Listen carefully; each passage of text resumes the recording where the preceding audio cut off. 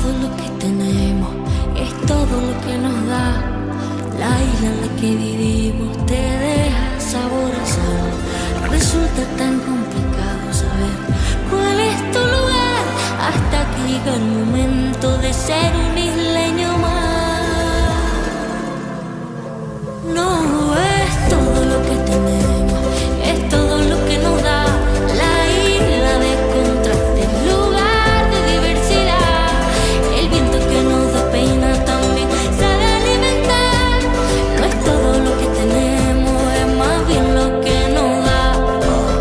La herencia de un pueblo de nobleza y fuego, la fuerza del mar, la tierra y el cielo, diversa belleza humana y salvaje, su mágica esencia, su gente y paisaje, fuente de energía limpia y soberana, tanta riqueza que nutre y que sana, en nuestras manos nuestra libertad, isla de fortuna que tanto nos da. La isla de buena gente, tierra sagrada, sol que me ampara, la isla que a mí me cuida, el mar que sirve de puente no es la frontera.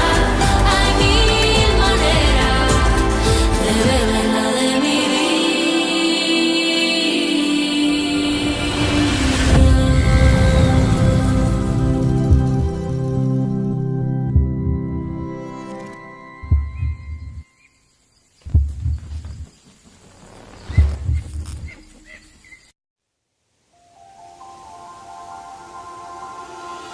Ven y acércate a ver el viento, a saborear el paisaje y a escuchar el silencio de una visión infinita. Ven y acércate a sentir el amanecer de nuevos pensamientos que te nacen dentro. Cuando descubres que estar aquí es querer estar aquí. Santa Lucía es querer estar, querer ser y no poder dejar de hacer. Hoy, las cosas que ayer quedaron para mañana.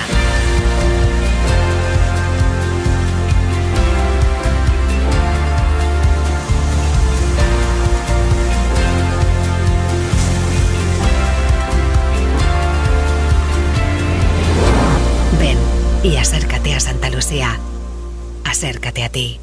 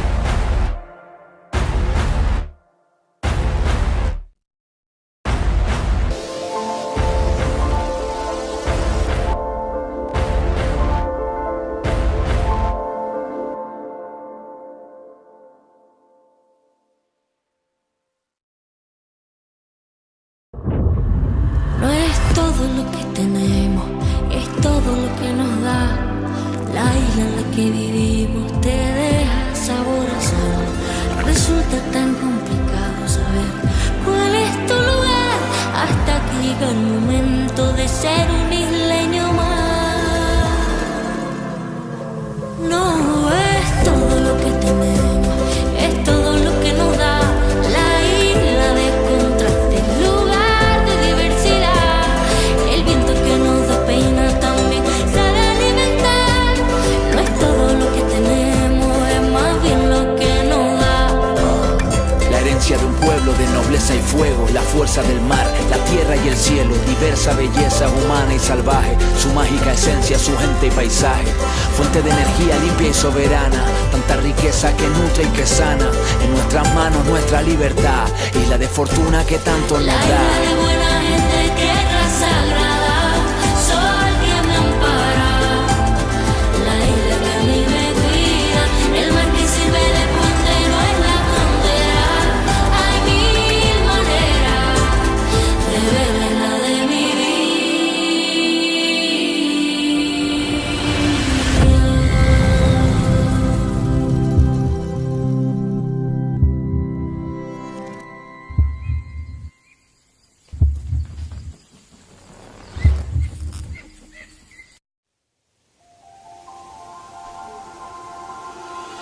Ven y acércate a ver el viento, a saborear el paisaje y a escuchar el silencio de una visión infinita. Ven y acércate a sentir el amanecer de nuevos pensamientos que te nacen dentro cuando descubres que estar aquí es querer estar aquí. Santa Lucía es querer estar, querer ser y no poder dejar de hacer. Hoy, las cosas que ayer quedaron para mañana.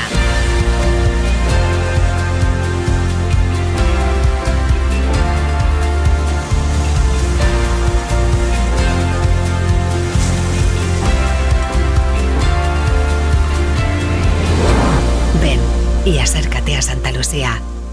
Acércate a ti.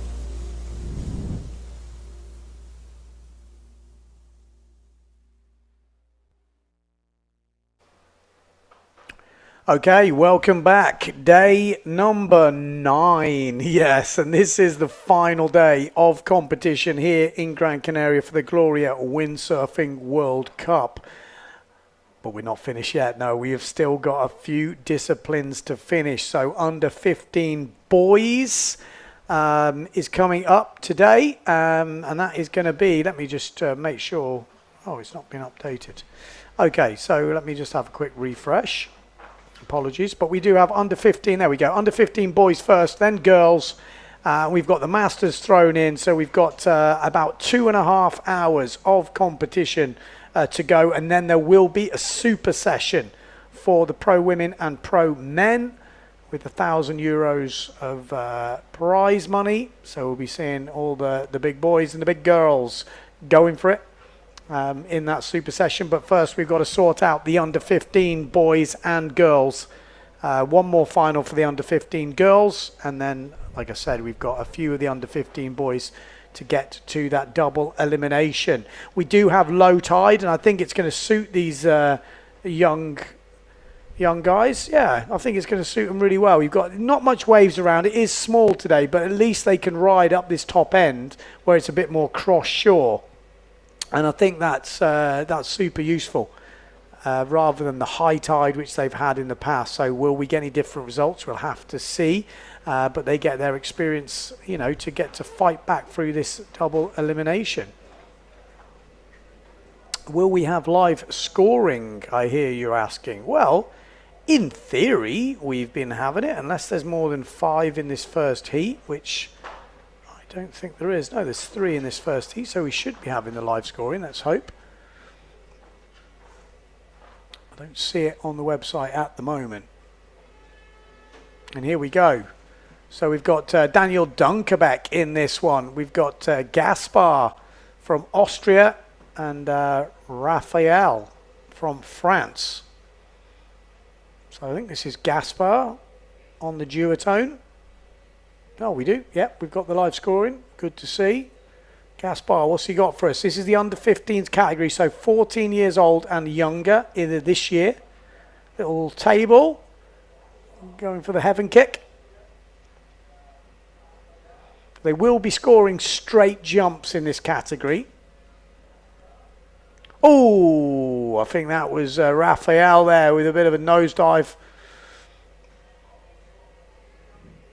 Gaspar's a long way out there. This is Daniel Dunkerbeck on the inside.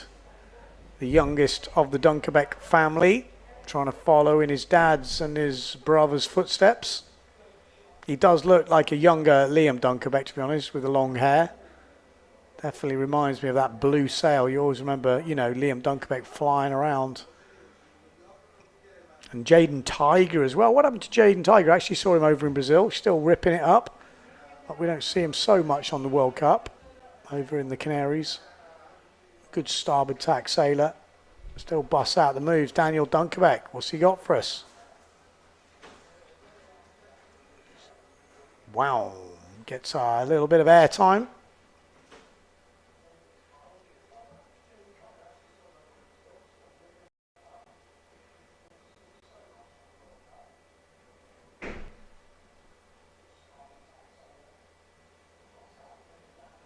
Oi, forward loop from Raphael on the inside. Doesn't make it, but great effort. This is Gaspar on the Wee One and duotone.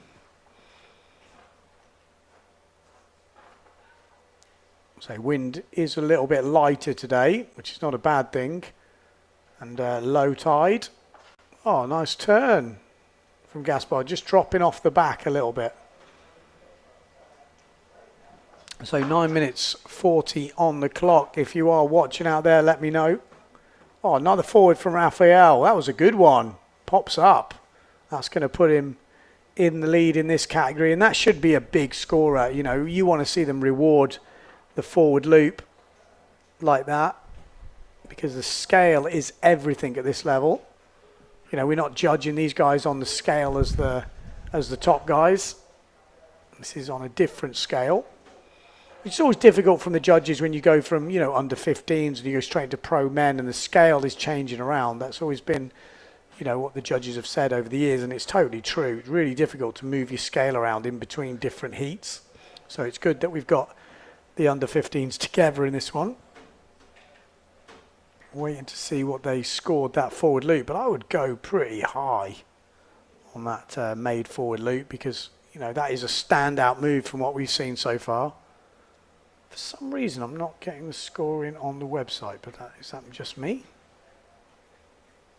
But we do have it on the screen. Let me try and reset. Let's see if it works now. Nope. Okay. So 8 minutes 20. I don't know if someone can fix that. Put the live scoring, the individual scoring on the website. Again, I hope it's not just me that's having a problem here. Andy Wood tuning in. A great event this year. It's been a great event. It's been a long event. Probably the hardest one I think I've ever had to comment on in terms of just sheer hours of commentary on my own. It's been a long week. 9-hour days, 7-hour days of commentary. 7:40 on the clock, but we're into the last day number 9. It's been a great success. Seen some great sailing, different age categories. Oh, Gaspar, lovely, nice. Got a good bottom turn, top turn on him. That's what I'm saying. When we get this, you know, a little bit more cross shore up this top end, it does make it easier for the kids to show off, you know, what they've got. That, you know, low, high tide, down the bunk and not which way is really difficult. Whereas now we've got a little bit more side shore sort of lines coming in as the wind has picked up a little bit here. So Gaspar is leading. His wave scores are absolutely destroying the rest. Again, I can't see the individual scores, so it's difficult to break it down. Jump on the outside. So Gaspar 7.62 on the waves.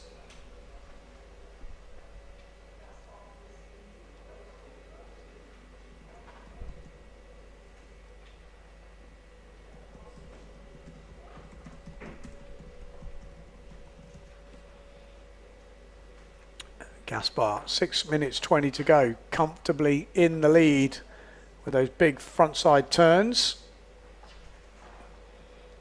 From Austria, not so many waves in Austria, so I wonder where he's been sailing. Maybe he does a bit of slalom. Austria. Anybody got any info on Gaspar?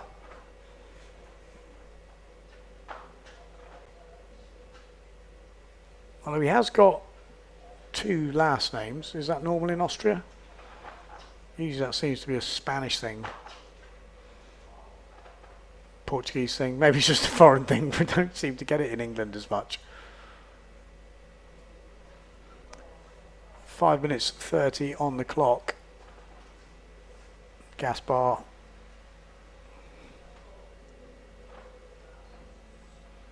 Ah, there we go. Yes, live scores are on the website.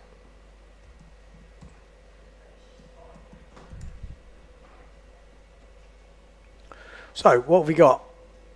Air Chachu. Is that what that says? Air Chachu 1.12. Wow. 5.5 on the wave from Gaspar. Did he try an Air Chachu? He's killing it. Over 10.74 points. Gaspar Avelio.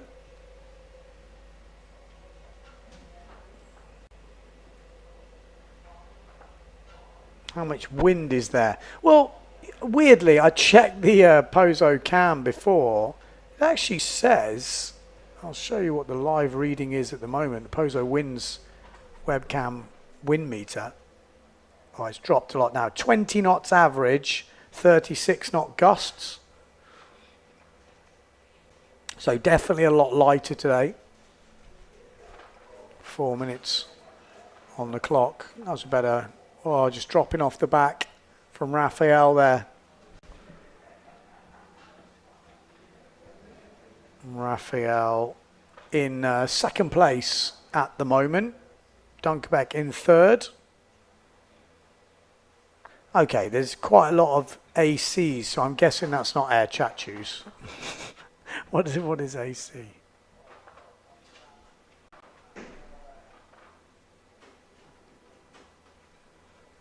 Maybe it's straight jumps.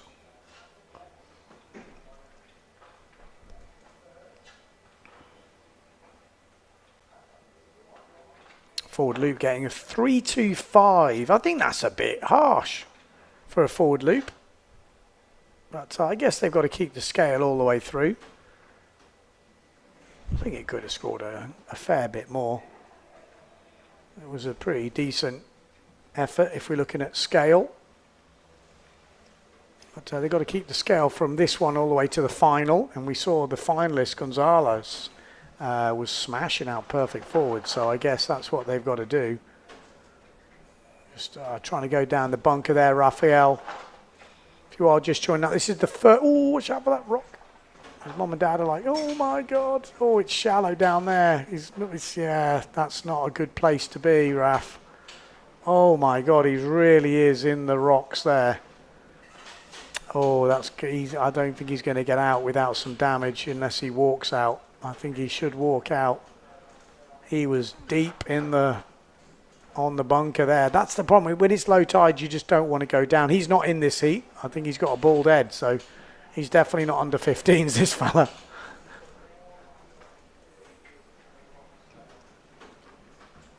This is Gaspar. What's he got for us? But yeah, when it's low tide, you know, in Pozo, you want to stay up the top. Don't get sucked into going down the bunker. This is Dunkerbeck. Some speed on. Oh, he is sailing out, Rafa, down that bottom end. Maybe he's going to make it. That's a good thing. These guys are so light. Looks like he is going to make it out. Good job he didn't listen to me. Minute 30 on the clock. No sails flying across the beach just yet. Wow, we saw one yesterday, didn't we? I don't know if you saw that on the stream. Pretty savage. Luckily it didn't hit anybody. So Raf is out. 1 minute 20 to go. And it's very close at the top, actually. In fact, Gaspar only leading by 0.5 at the moment, with a 2.88 and a 3 coming in for the waves. Gaspar still leading, though, with a 2.55 on the way, on the jumps. Forward loop coming in at a 3.25. So at the moment, Daniel Dunkerbeck not going to go through to the next rounds. But good effort. Good to see the young kids getting into this. We've got the under 15 women up next with 30 seconds to go.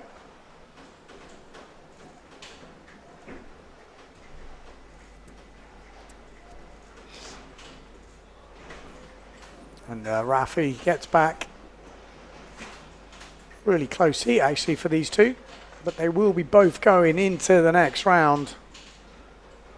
There's Raffle, maybe he's going to be winning this. He's down the bunker. From France.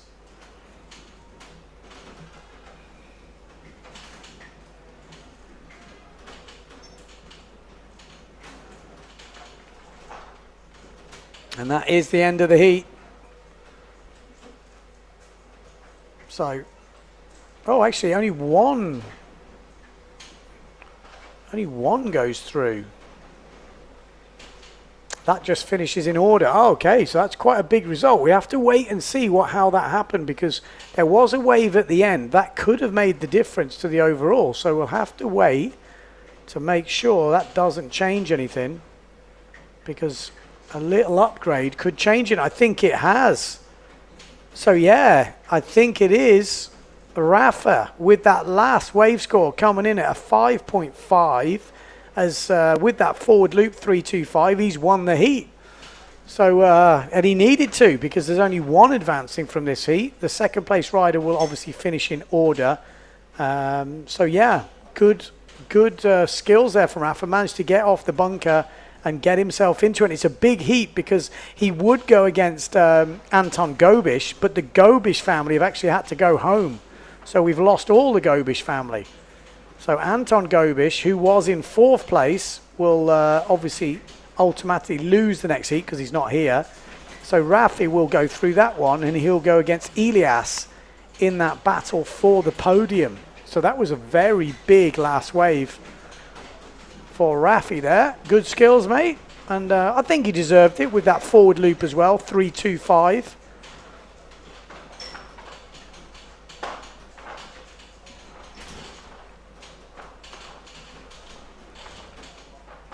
Derek Chong out there, been watching by the sounds of it.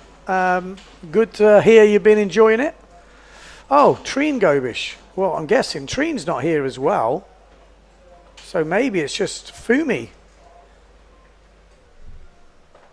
Akita. I spoke to her mom and her the other day.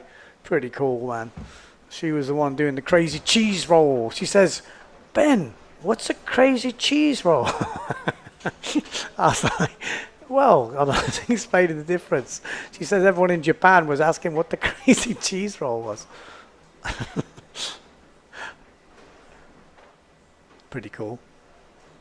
So this could be, well, I'm guessing if the Gobishes aren't here, but maybe Trina's still here then. Maybe it was only Anton and a dad and Lars who went home then. Does look like there's a duotone on the inside. Okay, well, we'll find out, I guess, soon enough. Maybe someone can give me some information of which Gobishes are here, because it does look like Treen is here.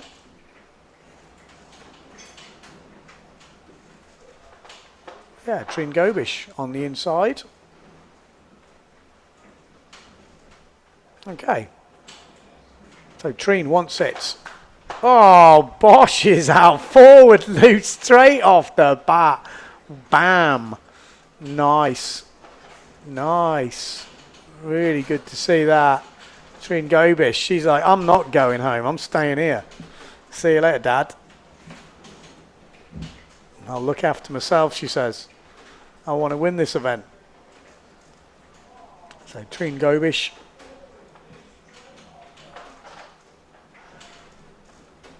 Looking in good form. Couple of you old boys, take note. This is the under 15 girls.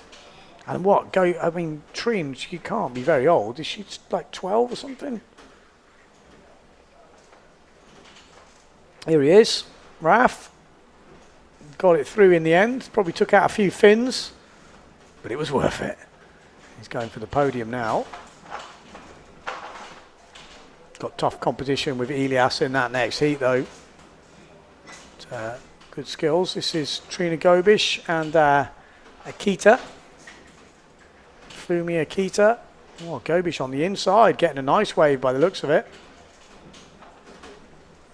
Bam. Nice frontside turn.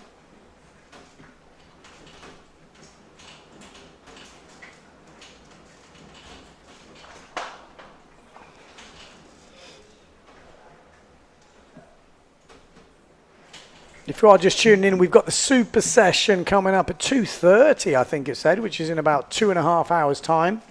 Before that, we've got a few of the under 15s, double elimination, and the Masters. Yes, Masters. Masters of the universe. Well, I don't think He-Man is competing. Although the problem is, Mr. Gobish, Lars Gobish, who won the Masters in the single elimination, is not here. He's a doctor. He's had to go home. He said he'd been putting his ticket off a few times, but he's got to go and fix people up. So couldn't say any longer, which is why I thought all the Gobishes have gone. But doesn't look like Trine was having any of it. She wants to win.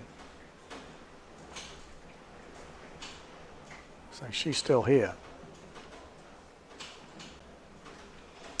3.5 for that first forward from Trine, and 2.5 for her waves. This is Fumi. Oh, we're going to see the crazy cheese roll.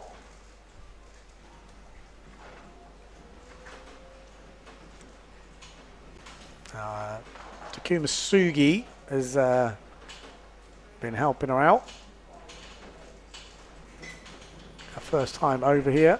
There's quite a few Japanese back home who are keen to come. I mean, there's a lot of Japanese here now, but apparently there's quite a few more coming up through the ranks over there. So 8 minutes 20. Let's have a look at this wave ride. Trine Gobish on the inside. Oh, not a good wave selection there. Needs to just wait a little bit. I mean, there's obviously not much ground swell at the moment, but there are a few little peaky ones. Just got to bide your time.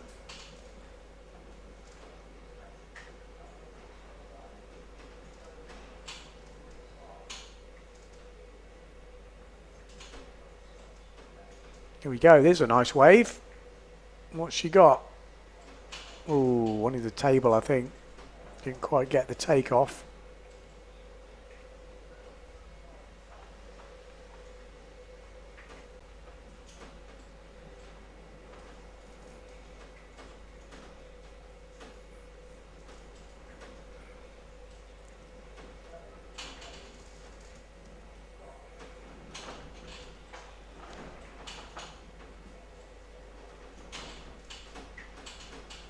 Have to get our drone guy in front of the wave, nice and close. There's lighter winds today. Oh, going for maybe a 360. There it is. Gobish. Oh, this looks better. Got a bit of a wave here.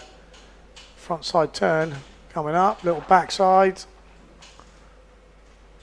Pumping down, just running out into the other wave at the moment. Slowed her down a little bit.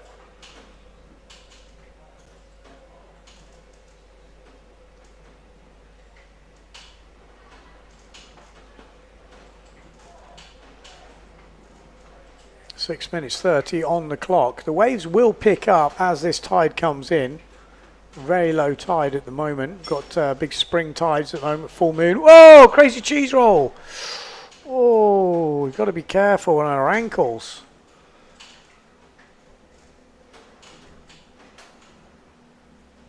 You know, I mean, we've got to get Takuma Sugi on the old coaching here. But going for it, that's what we like to see. We'll get Bals Muller on the cheese roll coaching, or Mark Alonso, two of the best cheese rollers in the world. Oh, Alfie Hart likes a nice cheese roll. That's more in the restaurant rather than on the water. Profiterole. That's a good move.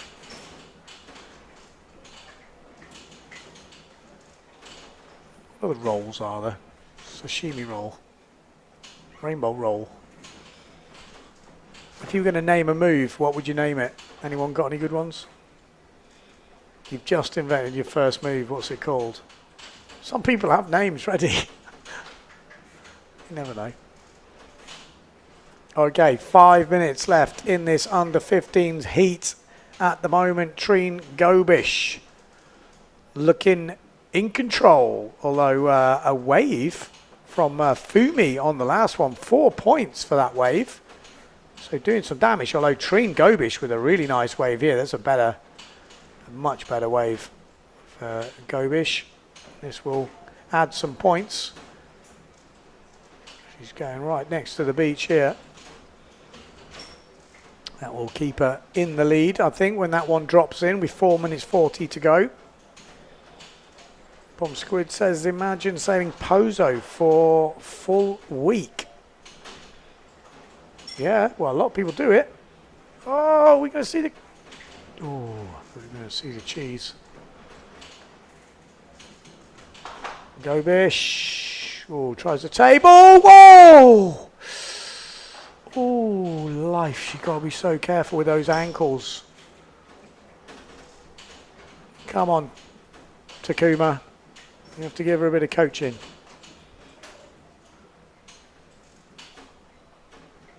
I think for the cheese roll, you've got to throw yourself at the mast, full power. Bend that front arm. Push the back arm round, get the sail to blow. Ooh, I think if I did that, I'd be in the hospital. Good job, these young girls quite flexible. 3 minutes 35 on the clock. Trine Gobish got a bomb here. Look at this thing. Oh, it's already gone. Missed it. Oh, it was a good wave though. Good size. She's going to get that front side turn. Nice. Throws the tail out a little bit. The last wave coming in at 6.12 for Trine Gobish. This is like the icing on the cake. We've already had a couple of finals between these two young rippers. And it was Trine that has got the win so far. So this will be the final one and the official one. So she can't really lose. It's 2-0 at the moment. This will make it 3-0. So first and second in the world for the under 15s girls category. Oh, big rocket from Gobish. Rocket. The waves are already picking up. That tide's pushing in. The action is going to get better as we go through this double elimination. Masters are going to be coming in soon. I think this looks like it's going to be fun conditions soon. I think the Masters will get a good run of it on not such crazy, you know, small gear. That might make a difference to the results. And obviously Lars Gobish, who's leading, is not here, so we will have a new Masters champion. You're going to have to beat Mike Friedel, who's sitting in second place at the moment. If you beat Mike, that will be you, the Masters champion. But if Mike wins, he will be the Masters champion. So it's all to play for today. I think Michael Viskovich will... Well, no, he won't end up on the podium. He needs to win his first round heat. But I think we've got Walter Scotto is going to be the one to take on Pijuan in that first heat. We've got minute 30 left in this, but it's a comfortable lead for Trine Gobish.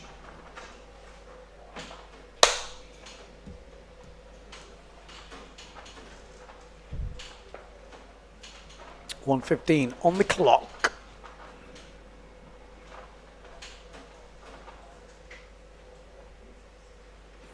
What we got? Minute to go.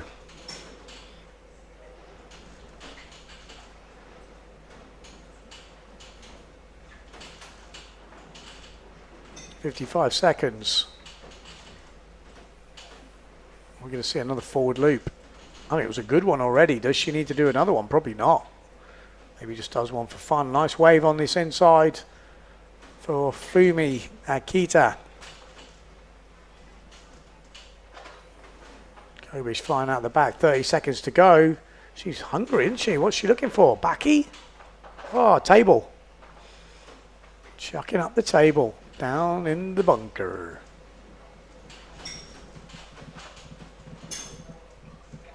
Fumi. Oh, wind's dropping. That could be a bit of a problem. The old wind.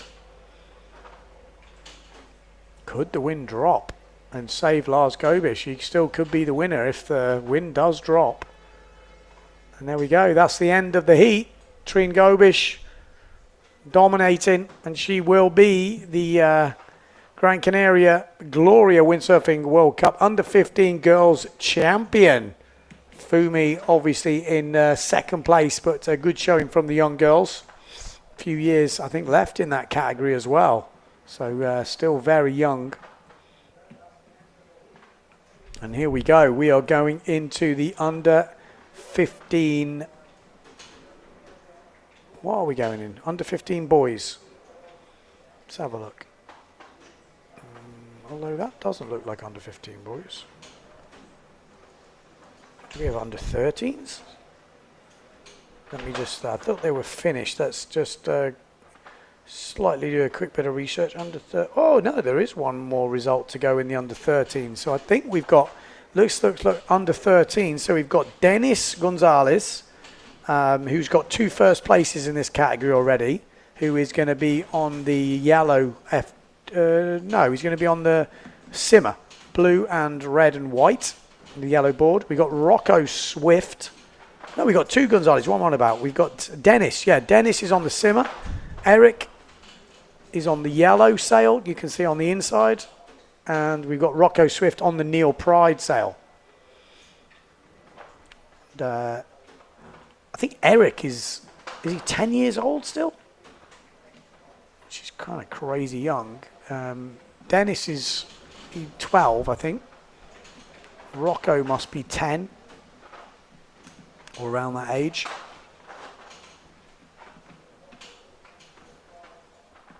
So let's see what the kids have got. The clouds are coming in. Not ideal situation in Pozo. You don't really want clouds. That can kill the wind a little bit.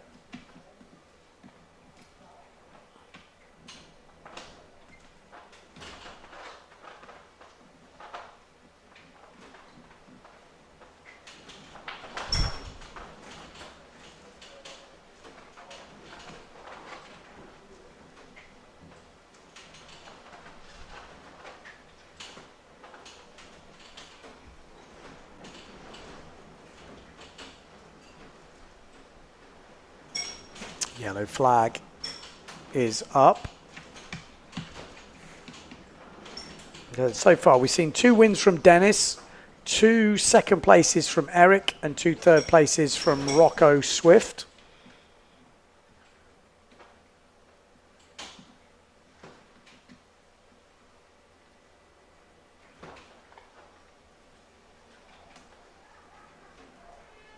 There we go, green flag. What we got? Going to see the action. Dennis definitely the top seed in this one. He's been flying around. He's on the blue and orange set. This is Eric, 10 years old on the, I think the F2. Also got a few moves on him. Oh, look at that. Launches it straight in. 10 years old. Fly around the forward loop. We got Dennis on the other screen. Here we go. Back loop. Oh, he gets it. He gets it. Hell of a start. Dennis with the back loop, 12 years old. He might even be 11 at the moment, but he's 12 this year. But how's that? Starting off with the backy. There's obviously 3 boys in the family, Eric, Dennis and Yannick. Yannick is leading in the under-15s category, who's be coming up soon. He's sitting at the top. And obviously Dennis leading this under-13s category with Eric in second. So family of rippers. Going to push each other, live down in Tarifa.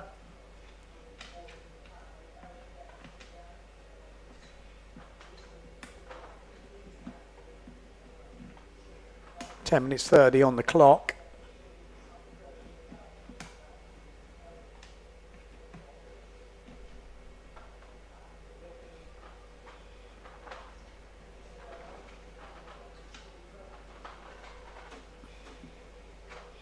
Here he is, Dennis, going front side. Bang! Look at that. Slapping it.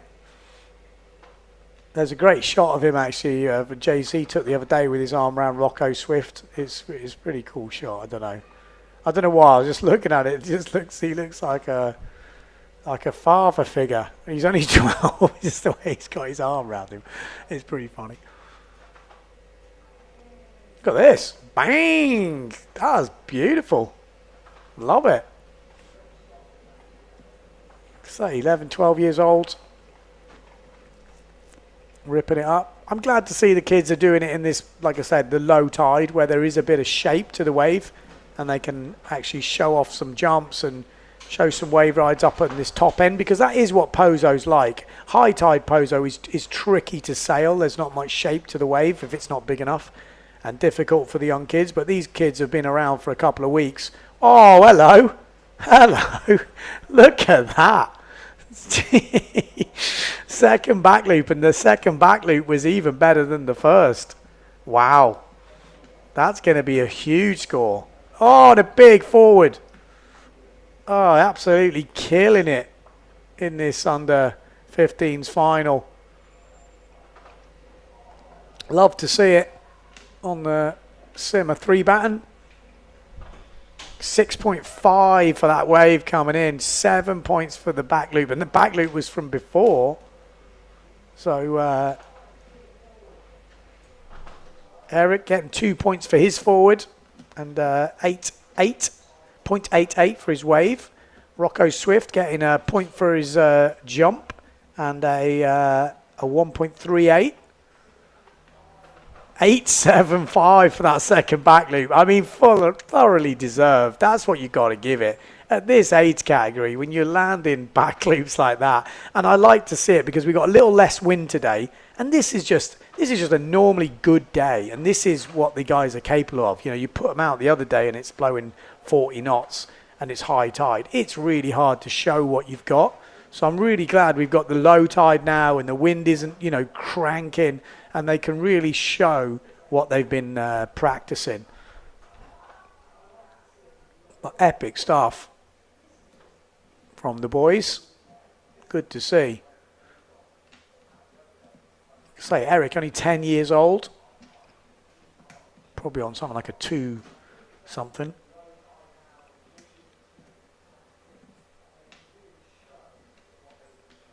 But Dennis, killing it. Over 20 points. Thoroughly deserved. What's he got? He's just enjoying himself now, isn't he? He's got like a decent forward, 6-point forward.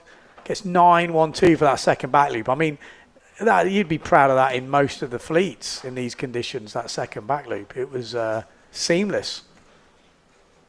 6.5 on his wave, so looking for another wave. We've got Rocco Swift on the Neil Pride. Obviously, Dad Robbie Swift. Nice little heaven kick there from Eric.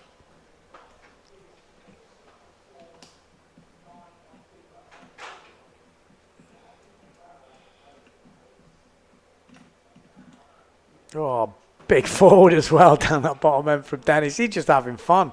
Probably living it, loving it. You know, you come before the event, there's people everywhere. Now there's just 3 of them on the water. The wind's dropped a bit. A few little stunt ramps around. Probably having time of his life.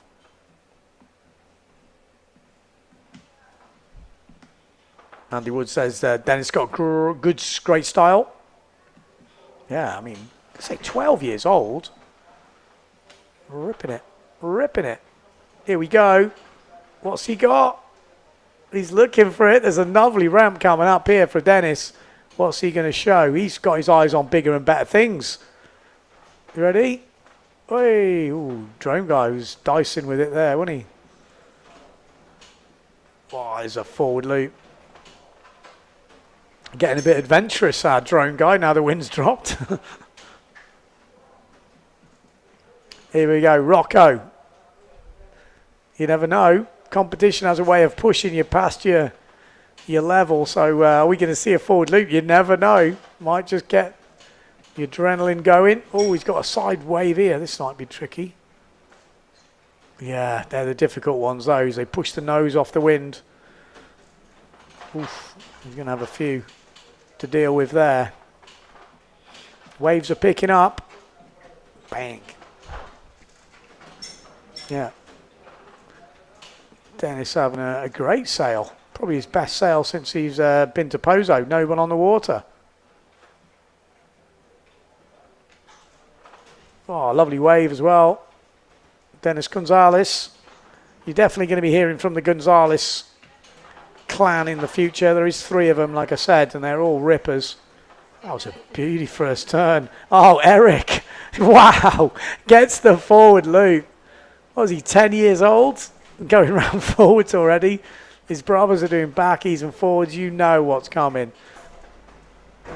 Is it the younger brother? Who's the one that gets pushed the most when you've got sibling rivalries? Is there like a statistic? It'd be interesting to see, because I can imagine, you know, if you're the younger one, seeing the older brothers, you kind of want to get up to their level, so it really pushes you even more. And then as the older ones, they don't want to be getting beat by the younger brothers, so they push as well. So it's like feeds itself. It's like a self-motivating machine that just keeps rolling. Out the back, Dennis. Oh, it's big. Oh, it's pretty endo. Is he all right? Looks like he's okay, but that was full endo. He's back on. Here's a replay. Oh no, of the attack. Oi! Just got a bit of a gust.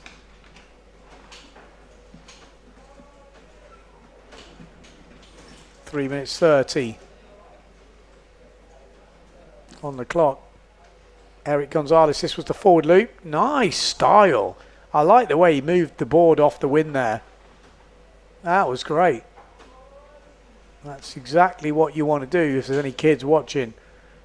Really like the way he did that. Oh, down the bunker for Dennis. Wants the front side. He's smashing it. He's going to be on Costa's score soon. Obviously the scale's different, but still, I think when we look at the age, you look what he's been doing, really good to see. I mean, bam.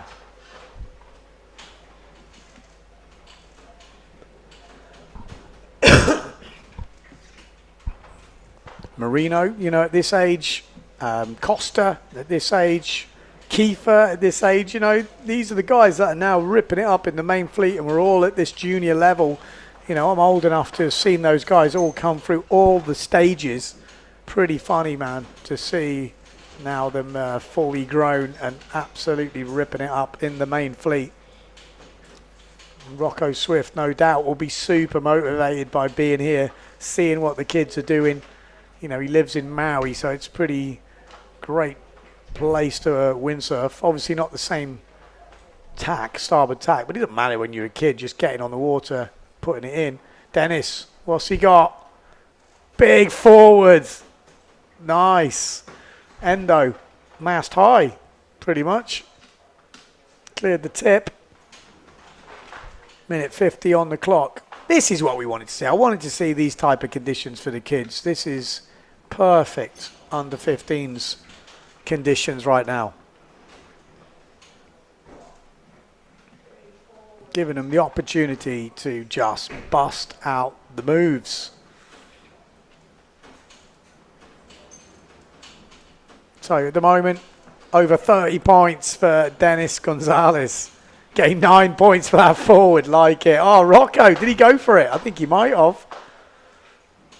Rocco Swift getting involved. 1 minute on the clock.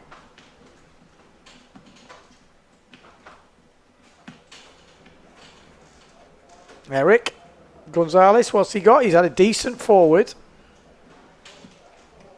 A bit of a table. Some good wave rides. 50 seconds left in this heat. Oh, Eric. What are we going to see? Last chance to throw down a move. He has been going for a few back loops, Eric. If he gets the ramp, you never know. Here he goes. Oh, unlucky. Just caught the mast. 25 seconds on the clock. And the last run for Dennis Gonzalez. Glory run. Back loop.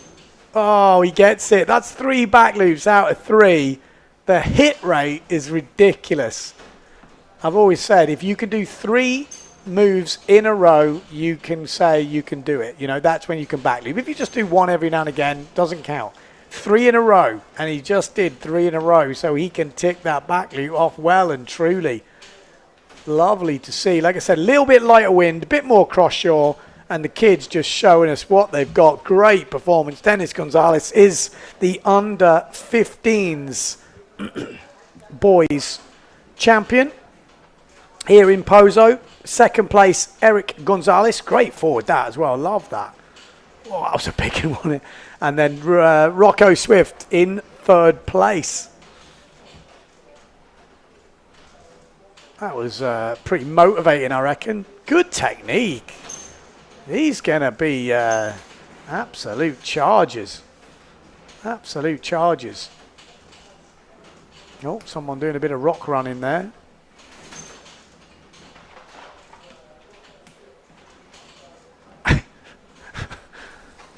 Quite sure. Are you dancing or running? Oh, okay. Maybe Rocco's down in the shallows.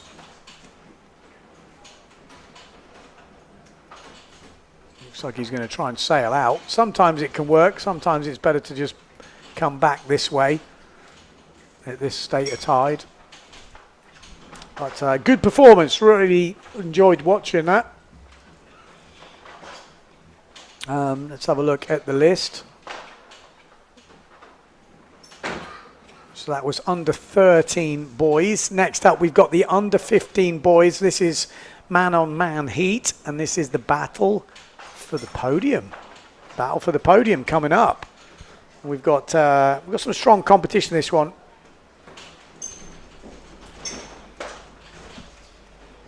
Andy Wood says, great to see the kids so confident out there. Yeah, just absolutely. I mean, these guys, they were here a few weeks before. Unfortunately, I was going to do a little bit of a feature on them, but I got ill and I just couldn't even function. So, unfortunately, I didn't really get to film much. But they were ripping it up, no doubt about it, in the befores. But I said always mostly sailing low tide. You know, is the better state of tide to sail for that age group.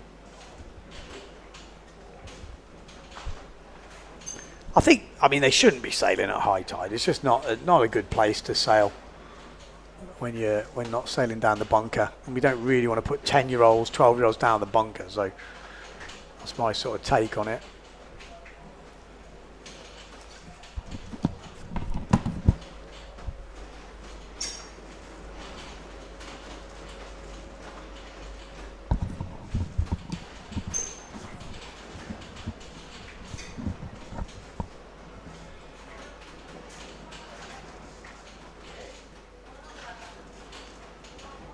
Okay, here we go. Under 15 boys. Elias, I think it is. He's definitely one to watch. Yeah, Elias Antolin. Got some moves, got a good forward on him. Bang, there we go. Rafa, we saw forward in the first one. Yes, and that's better as well than his first round. So, good start from both riders here. Spain versus France. Battle for the podium. Big heat.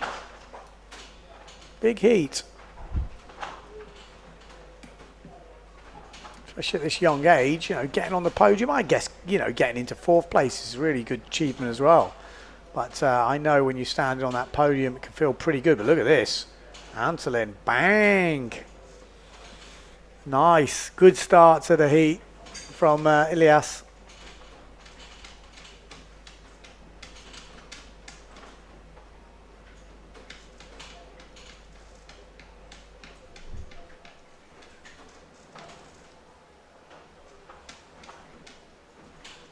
Well, there we go. Daniel Dunkerbeck helping out Rocco Swift.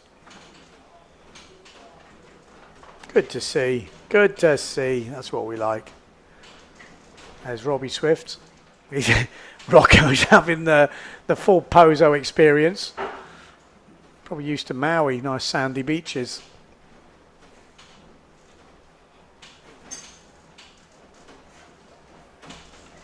Forward loop from Elias coming in at, wow, nice. That was a beauty. Nice bit of float on that. 5.62 for the first forward. 4.25 for the forward from Rafa.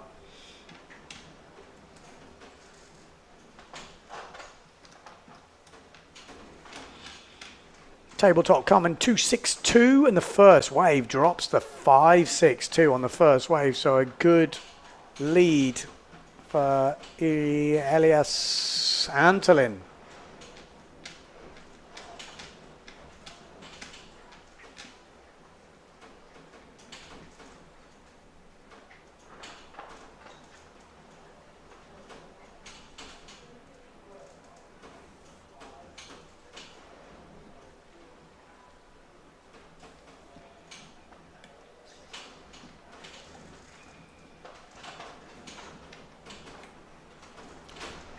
Look at the conditions.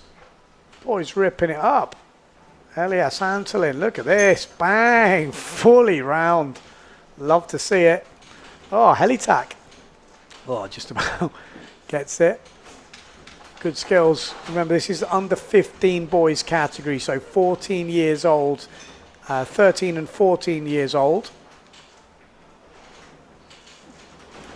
And we're seeing all sorts of stunts getting thrown down. You seem in a particularly good mood this morning, Ben, says Dennis. 9 days. We've got 2.5 hours, 3 hours of competition today, unlike the last days, it's been 9, 9, 9, 7, 7, which is kind of insane. But yeah, no, but it's good to see the young kids ripping. Light at the end of the tunnel. Look at that. Whoa. Like it, like it. Yeah, definitely had the Weetabix this morning. Dang.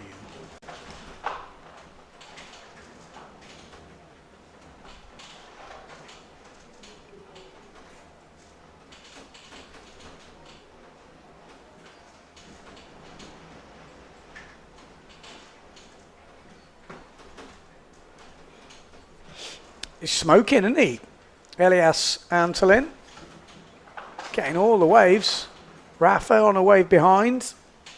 Oh, he's going to get a good hit here. Rafa goes for the air. Oh, out the front door. That was a good effort. He was lining up for the aerial. He wasn't backing off. Oh, Elias Antolin. He's going to get a few on the rocks here. As that tide comes in and you're pushing it, you can end up on the beach. Because the tide is coming in slow. Look at this. Raf went for the air.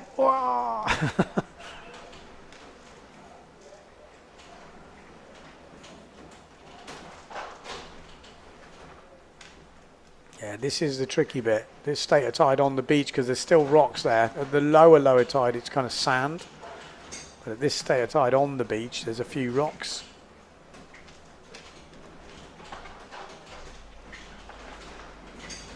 But he's nailing it so far. Elias Antolin from Spain, 5.62, 6.75 for the second wave, 5.62 for the forward, and a 2.75 for the table. Looking in control and ripping.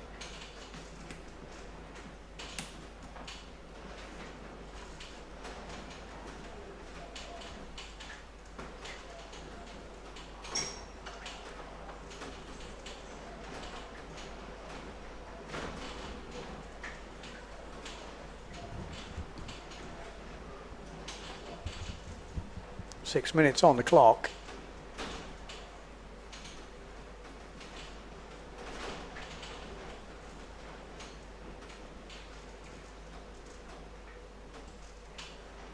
Mum.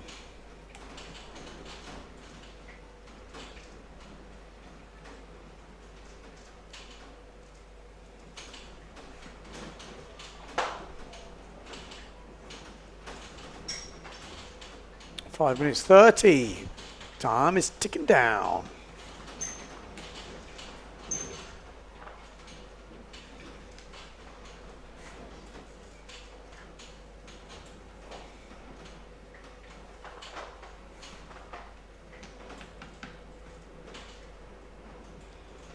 Five minutes. Raf, what you got for us? Did great in that first round. He's had a really good forward already, 4-1-2.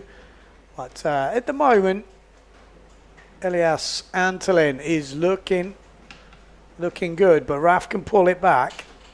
We've got to find those wave scores.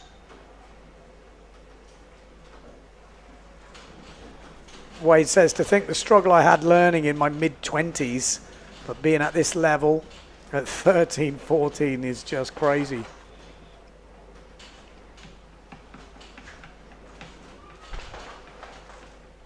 Andrew says all are champions. Well, that's not correct. They're not all champions, but they're all rippers. That's for sure. That's the old idea of the competition. But they're all definitely all rippers. And they all will progress at different levels. That's the beauty of it. But just coming here, seeing them all ripping together, pushing their level. Look at that forward, unlucky from Elias.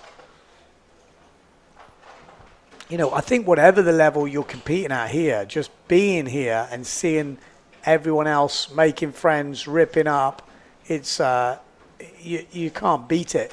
You know, these guys are all friends now, you know, and they all go back to different countries, living in different spots. Families are all still talking. Maybe they're even, you know, going to see each other. It's just a really cool vibe, you know, the windsurfing community when you look at it like that. And again, some kids will progress quicker, some a bit slower, and then they'll have a spurt. But whatever happens is they are definitely all motivate themselves. Elias going for the forward loop on the way in then, and then Rafa on the way out. And the level's just insane, you know, just to be hanging, look at that, on the way in. So great to see forward loops both ways at, what, 13 years old, 14 years old.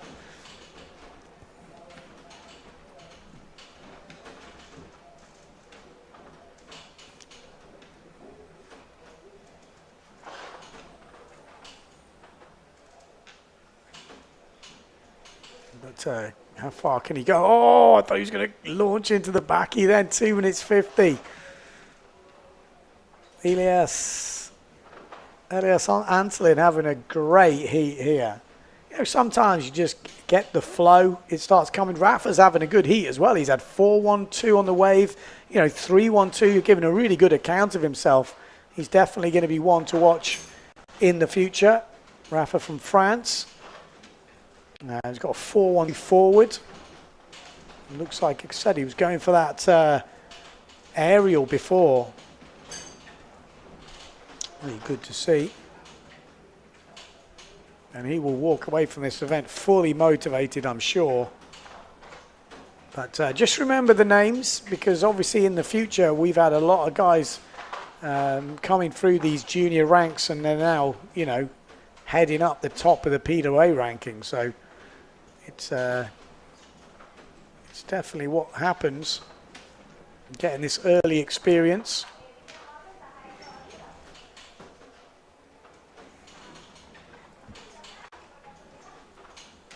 And some won't. Some will just enjoy their sailing, get a normal job, and just be a ripper. Be like a local beach ripper, be a national ripper, or whatever it is. But I'm sure they will carry on windsurfing their whole lives. It really does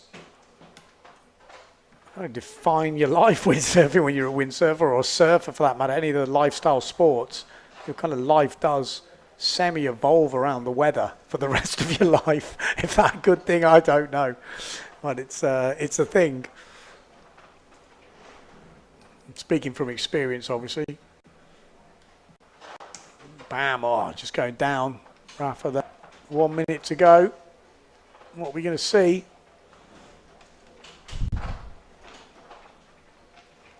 Oh, massive forward. Look at the length of that thing. It was like a long jump.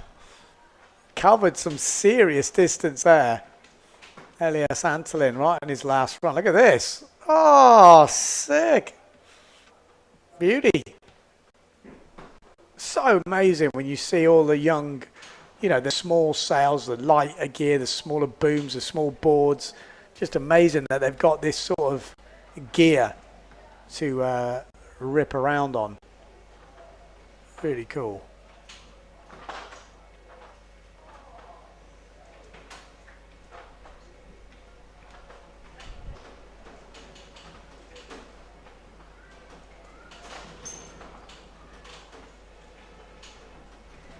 Bam! What a heat that was. I mean, a great heat from Rafa, but in the end, Elias Antolin really did just tear that one. Gets 10 for that last forward. Totally deserved. I mean, had just so much hang time on that thing. Ridiculous. Absolutely killed it. Like I said, you obviously changed the scale at this age group, but you know, from what we've seen, that was a really nice. Wow. Good waves as well. I could have tabletop. I tell you, that's not far off being mega tweaked. He stopped a little bit on it, but you could see the setup, the way he was moving, looked pretty rad. I like the technique there. It was that double wave from both boys. Rafa going for the aerial, check this, and then out the front door. Wow.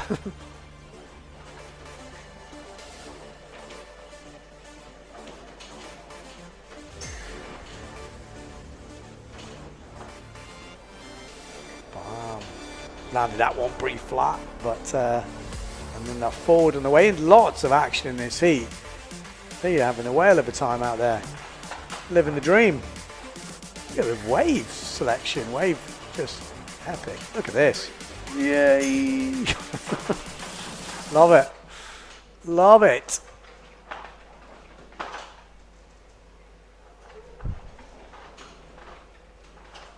Good job, boy. Good job. 10. Let's see his face. Wait to see his face. Wait to see his face when he gets... Oh. I wanted to see his face when he saw the 10.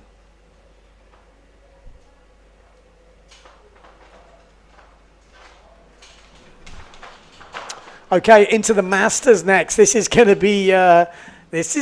interesting. This is going to be a tough one, this. Walter Scotto from Tenerife going against Tony Pijuan from Spain. Battle of the Masters. This is to get on the podium. No, this is to get a battle for the podium. Yeah, this is to have a chance at the podium. So loser here finishes 5th. Winner goes on to go against Michael Viskovic in the battle for 3rd place.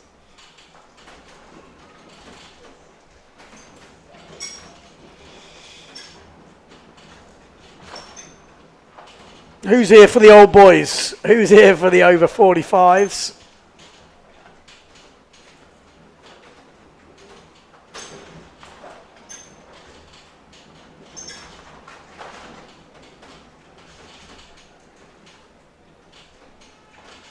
Green flag. Here we go. This is Pijuan.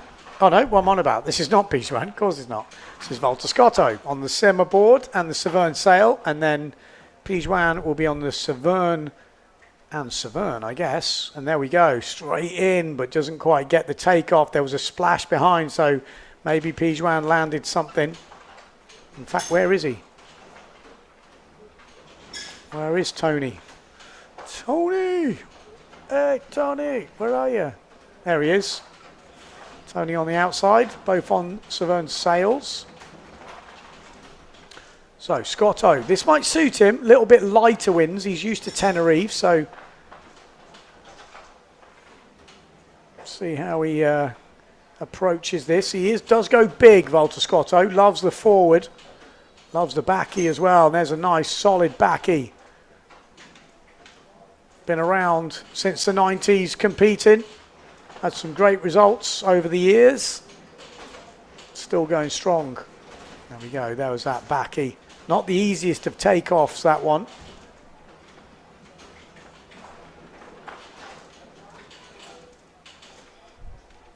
Is Tony. Here we go. What's he got for us? Maybe we might see the double going down today.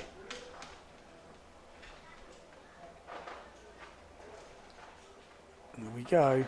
Tony. What's he got for us? Are we going to see the stall forward? Are we going to see the back loop? We're not going to see anything by the looks of it. You can't find a ramp. Or can he? He looks like he's speeded up.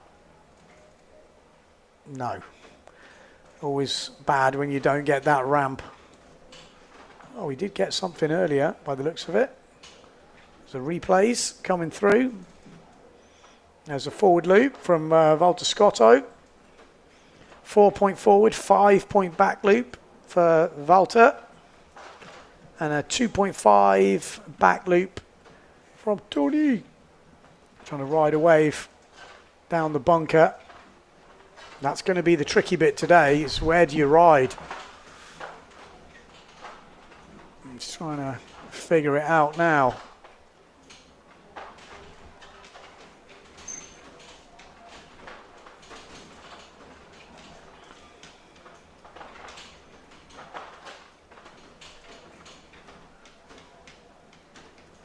Nine minutes on the clock. Advantage Valter Scotto.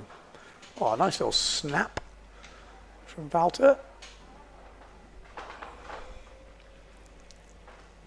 Going all the way to the beach.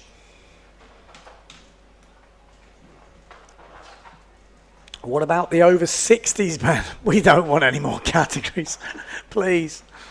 Oh, we just about made it through the week without my brain just shutting down. Oh, there's a rocket. Didn't quite get the takeoff he wanted. Good to have your jumps in early, then you can kind of upgrade if you see something a bit better. Pretty small. Wave from Tony coming in at a 3.12. Andy Wood saying 5-meter sails, question mark. Maybe smaller than that, but how good's your eyesight? That was a nice backside slap there. There's a rocket.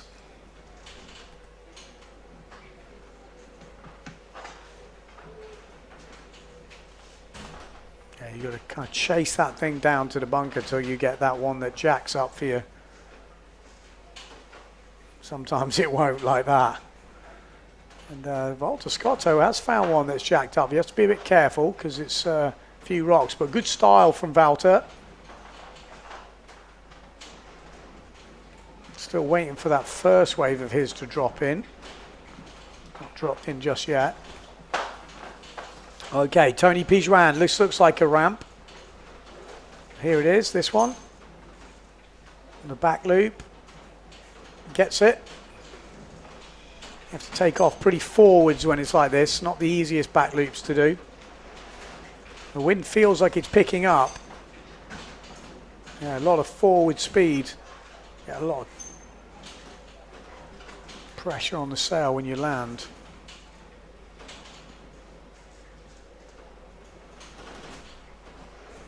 So he didn't like Valter's first wave, just a 1.75.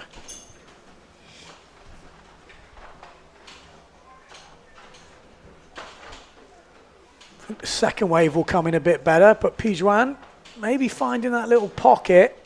Oh, that's bigger from Valter Scotto. Just Pijuan going down at the end. Not easy to, you know, score it when it's quite small like this, but that's what we've got.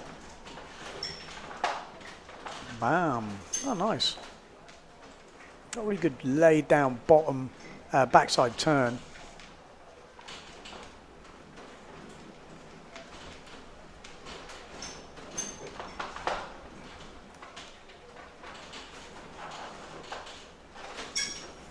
The backy from Scotto, but coming in lower than his first 5-point backy.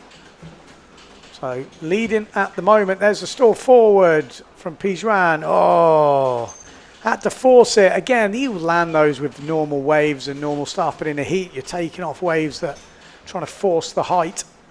Sometimes can go wrong. This is better for Scotto. Oh, bang. Does he get back in? No. That would have been a good score with 5 minutes 20 left to go in the heat. Winner of this goes against Viskovic for a battle for the podium. So big heat for the Masters. You want to get on the podium. Fourth always feels a bit lonely. Third, at least you're up there.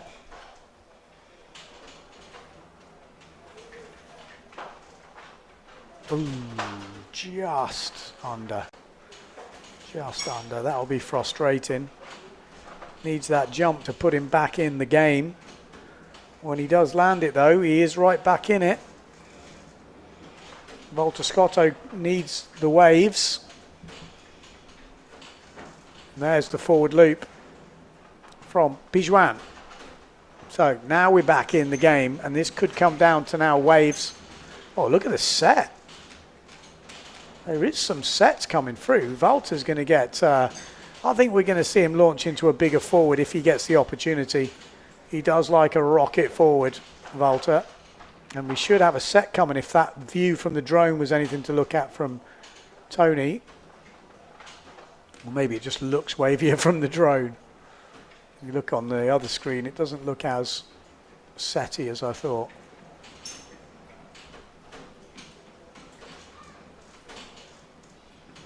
So a few scores to drop in.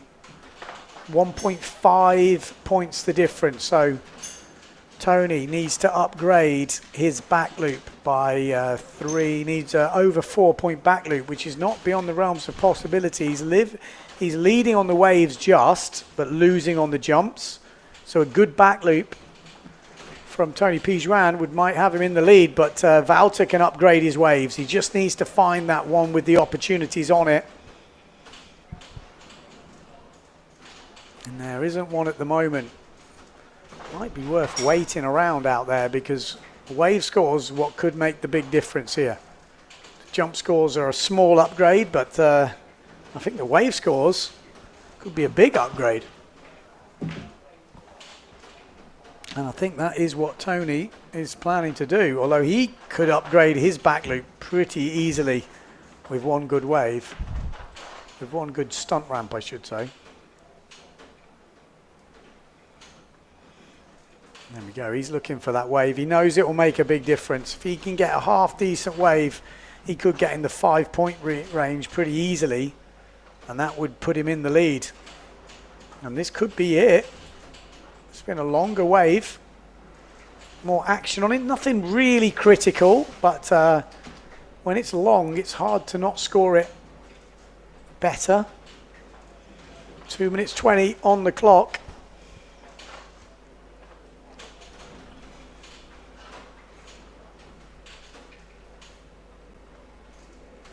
Judges definitely want to see a kind of big front side crack if they can find it. Look at that. There is some waves there, though, when we look at it like this. Might get an opportunity for a better back loop here. Keep your eye on Tony Pijuan. On the right-hand side of your picture, I think we're going to see a jump coming up. He's going to get an opportunity. Here it is. Needs to land it. If he does, he could go into the lead. No, that's not... I don't think that's going to be the lead.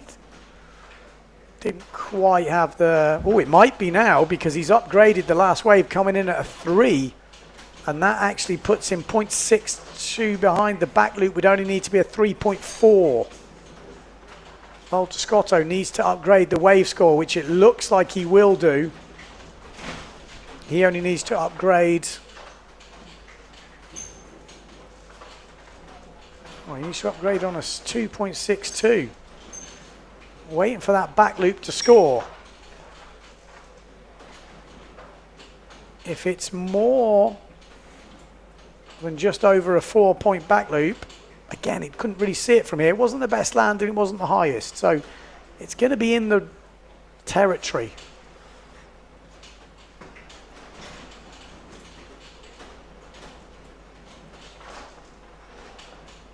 on the back loop. Now it comes in at 4.25, so he does take the lead. So Tony has gone into the lead with 30 seconds to go. 30 seconds to go, and there is 0.75 in it. Valter Scotto needs this. He needs to find a lip, and he needs to find it on this run in. Needs to find a front side here. I don't know what he's done before this. Maybe he has done something. Well, that was nice. Backside air.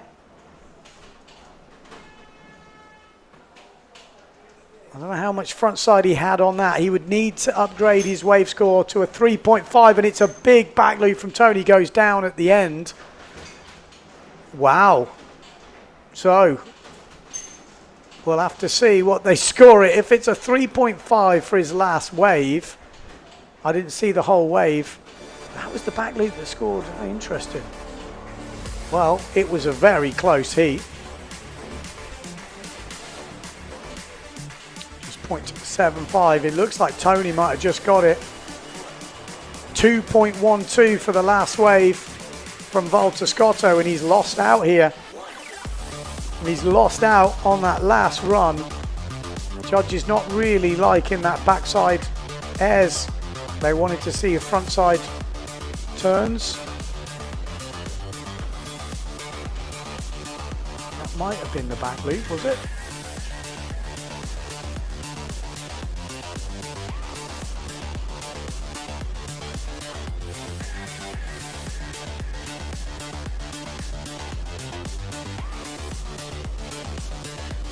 Yeah, that was the forward, 5-point forward. Although if we analyse both forwards, difficult to say. Not sure there was a point in it, but it was a decent one. A good heat, close. Tony Pizran goes through to the next round. That was, yeah. I think when you have a close heat like this, it's always tricky. And that could have gone either way. But Tony Pizran in the end getting the nod.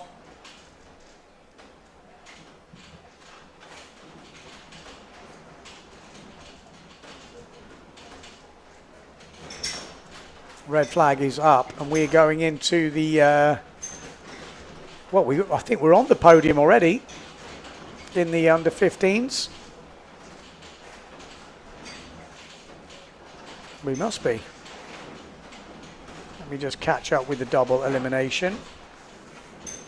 Yeah, we're on the podium already, so guaranteed podium places now. We've got Elias Antolin going against Koa Fabio. Koa obviously living in Maui. His mom, Anna, is used to, well, I think 20 years ago she was on the PWA tour. But he's only been windsurfing a year, Koa, and he did second place in the single elimination in the under 15 boys. But from what we saw from Elias Antolin earlier, I think these are his conditions. He looks pumped up. He looks like he wants to move up the thing, so it's going to be a good battle, this. Okay, so they should be coming in from the left-hand side. Be careful, might be busting out some moves pretty soon. We've already started the heat. There he is.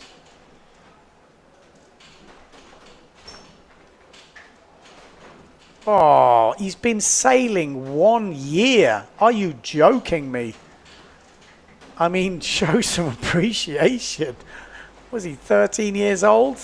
Sailing 1 year, doing forwards like that. Oh my life. He is a bit of a waterman, we're hearing. Nash has kind of took him under his wing, kind of Kai Lenny style. So he's definitely a talent. You know, you look at all those guys that were on Nash early. Wasn't it like Francisco Goya, like, I don't know, like Marsilio Brown, Cowley, Kai Lenny. They were all on Nash early.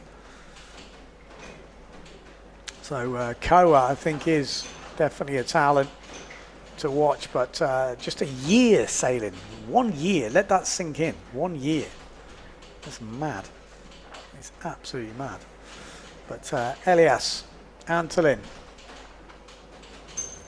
he looks pumped up today. Oh, the table as well. We might get a replay of that. But it looked like it had a bit of extension on it. A year? Are you kidding? Is there somebody lying to me here? A year?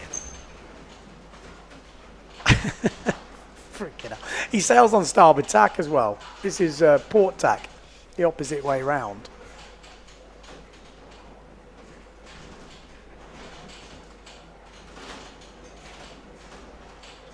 That's when I realised I was not talented as a kid. I've had to work a little bit.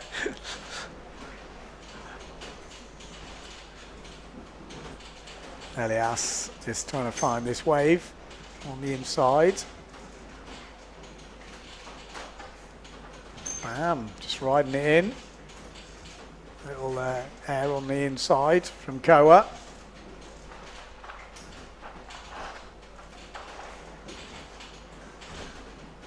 Just jibing around.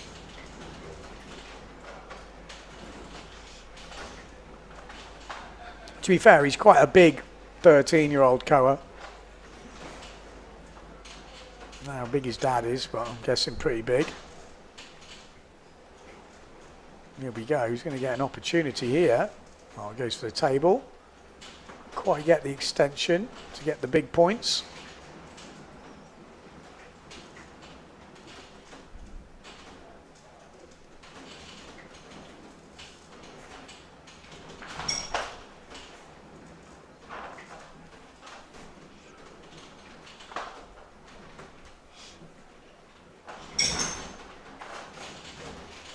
Eight minutes 30 on the clock.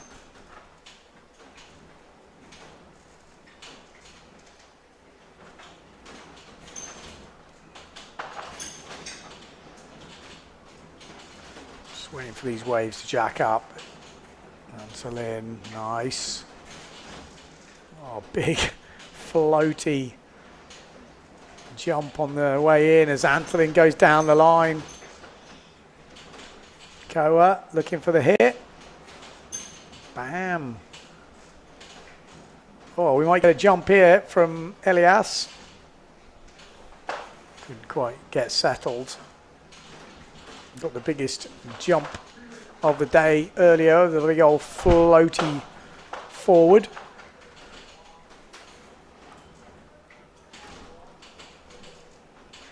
Looks pretty breezy out there. Let's have another check at the Pozo winds cam. Not cam, the meter. Oh yeah, it's gone up. We've got 41 knots in the gust, 31 knots average.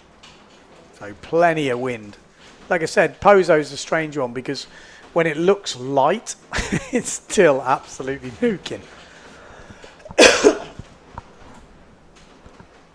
7 minutes on the clock. Let's have a look at the scores. So at the moment, oh, tabletop. That was the one we think we saw earlier. These big floaty jumps on the way in. We've got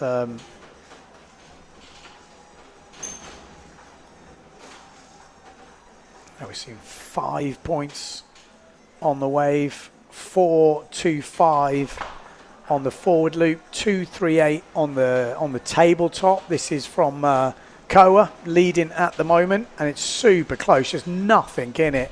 6 minutes 30. It's going to take someone to just pull off something a little bit crazy. And we got 6-7-5 for the forward loop from Elias. Oh, Koa goes down big time on that front side air. He's got a fair ski good swimming stroke on him, hasn't he? My God, like flipper.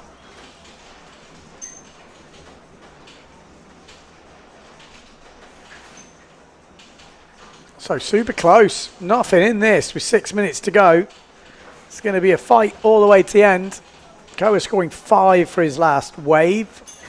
Bam! Whoa! Love it. Love it. 5 minutes 45. Koa heading out. Elias coming in. Elias looking for one of those waves that he found in the heat before. Just got to time it right. Well, that's not bad timing. Just didn't quite have the lip to press off.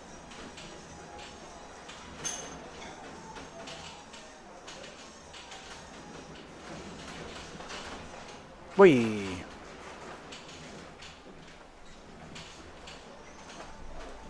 Five minutes on the clock.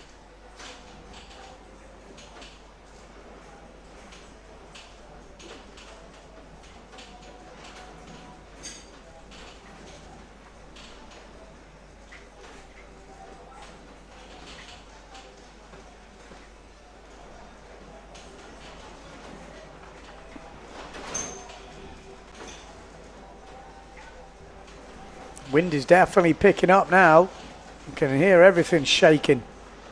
So the wind is turning up to Pozo. Here we go, Koa heading out. He's already got that decent forward in. And Elias just riding a wave on the inside here. Scores at the moment stay relatively the same, just 0.3 in it. Can he upgrade that wave score? Just needs to find one of those waves that just sits up for him. Koa up the top here. Oh, just back winds. Elias.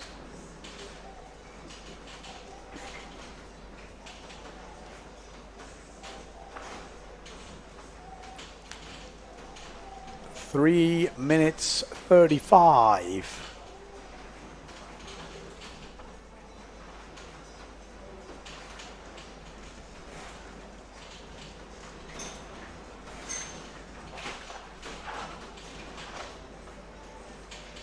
Wind is cranking. Oh, here we go. Koa's got a ramp.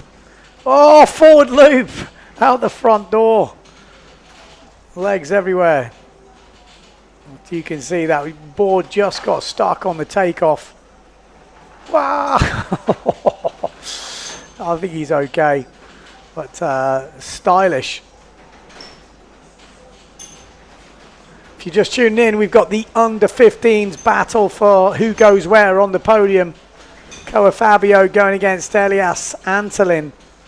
Antolin at the moment in second place, but it's super close. One wave, one jump. One sort of change. You could see the window is just ramped up. It's going to get harder for these boys now. I think it was perfect conditions earlier where we had those lighter winds. This is Koa. Looking to upgrade his score. He's got a good ramp here by the looks of it. Ooh.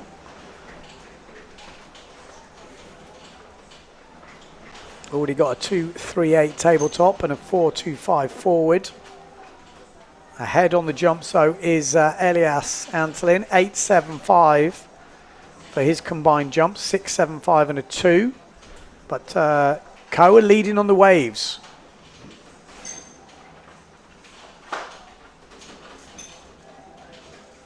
Whee. So Elias needs to just find one of those nice open waves. Time ticking down though, 1 minute 40 on the clock.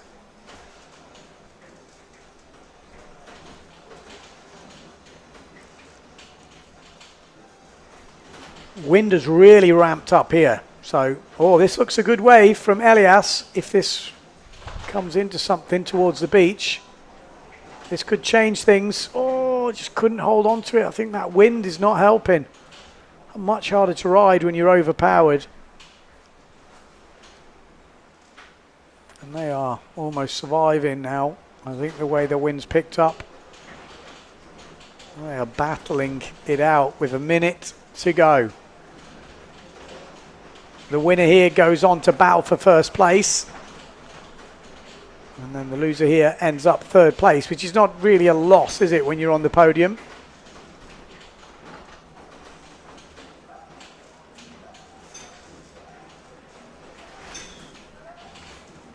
Still the same. Koa leading.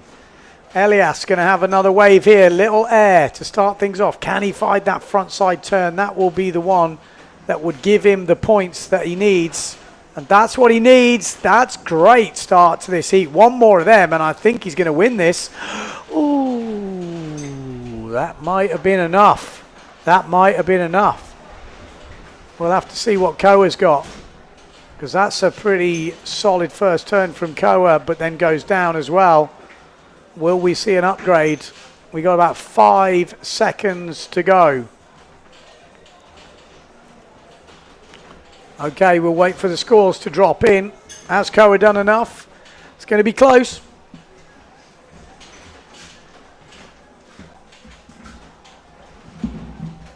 A bit chilly in here.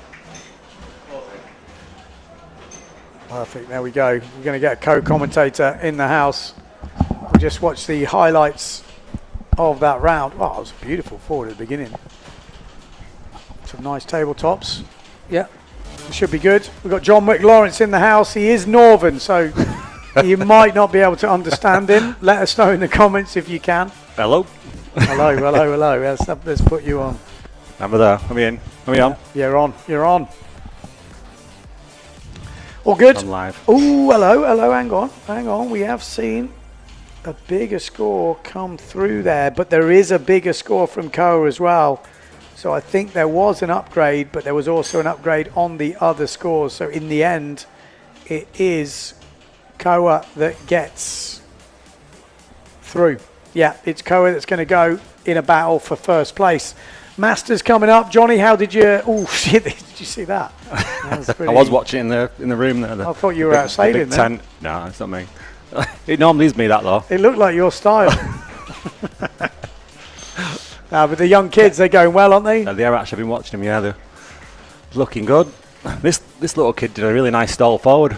Yeah, 10 points they gave him. And I think it deserved, because it was a great... Yeah. Had like flow. Like I wish I could loop like that. Exactly. I really do. Have you been out there today? No, I'm waiting for end of the Masters, and I think I'm going a quick run before the expression session. Okay. Who's your money on for the Masters? I think Mikey. Yeah, Mikey. But Mikey Friedel. Tony's sailing well. I've been watching the first heat back in the room. Then yeah, quick. Well, we've got Michael Viskovic coming up now, going against Tony Pijuan. So that's going to be a good battle. Obviously, Viskovic, I think he won Tyree back in like 99 or 98 or somewhere back then. Him and Farrell O'Shea having a battle for the title. So he drifted out of windsurfing, I heard, and then came back. So he's quite good. Yeah. I was watching him the other day free sailing. I thought this is quite a high standard for the Masters. I was a bit. Yeah, but you did all right. You got through your first round. I got through the first round, but I didn't sail.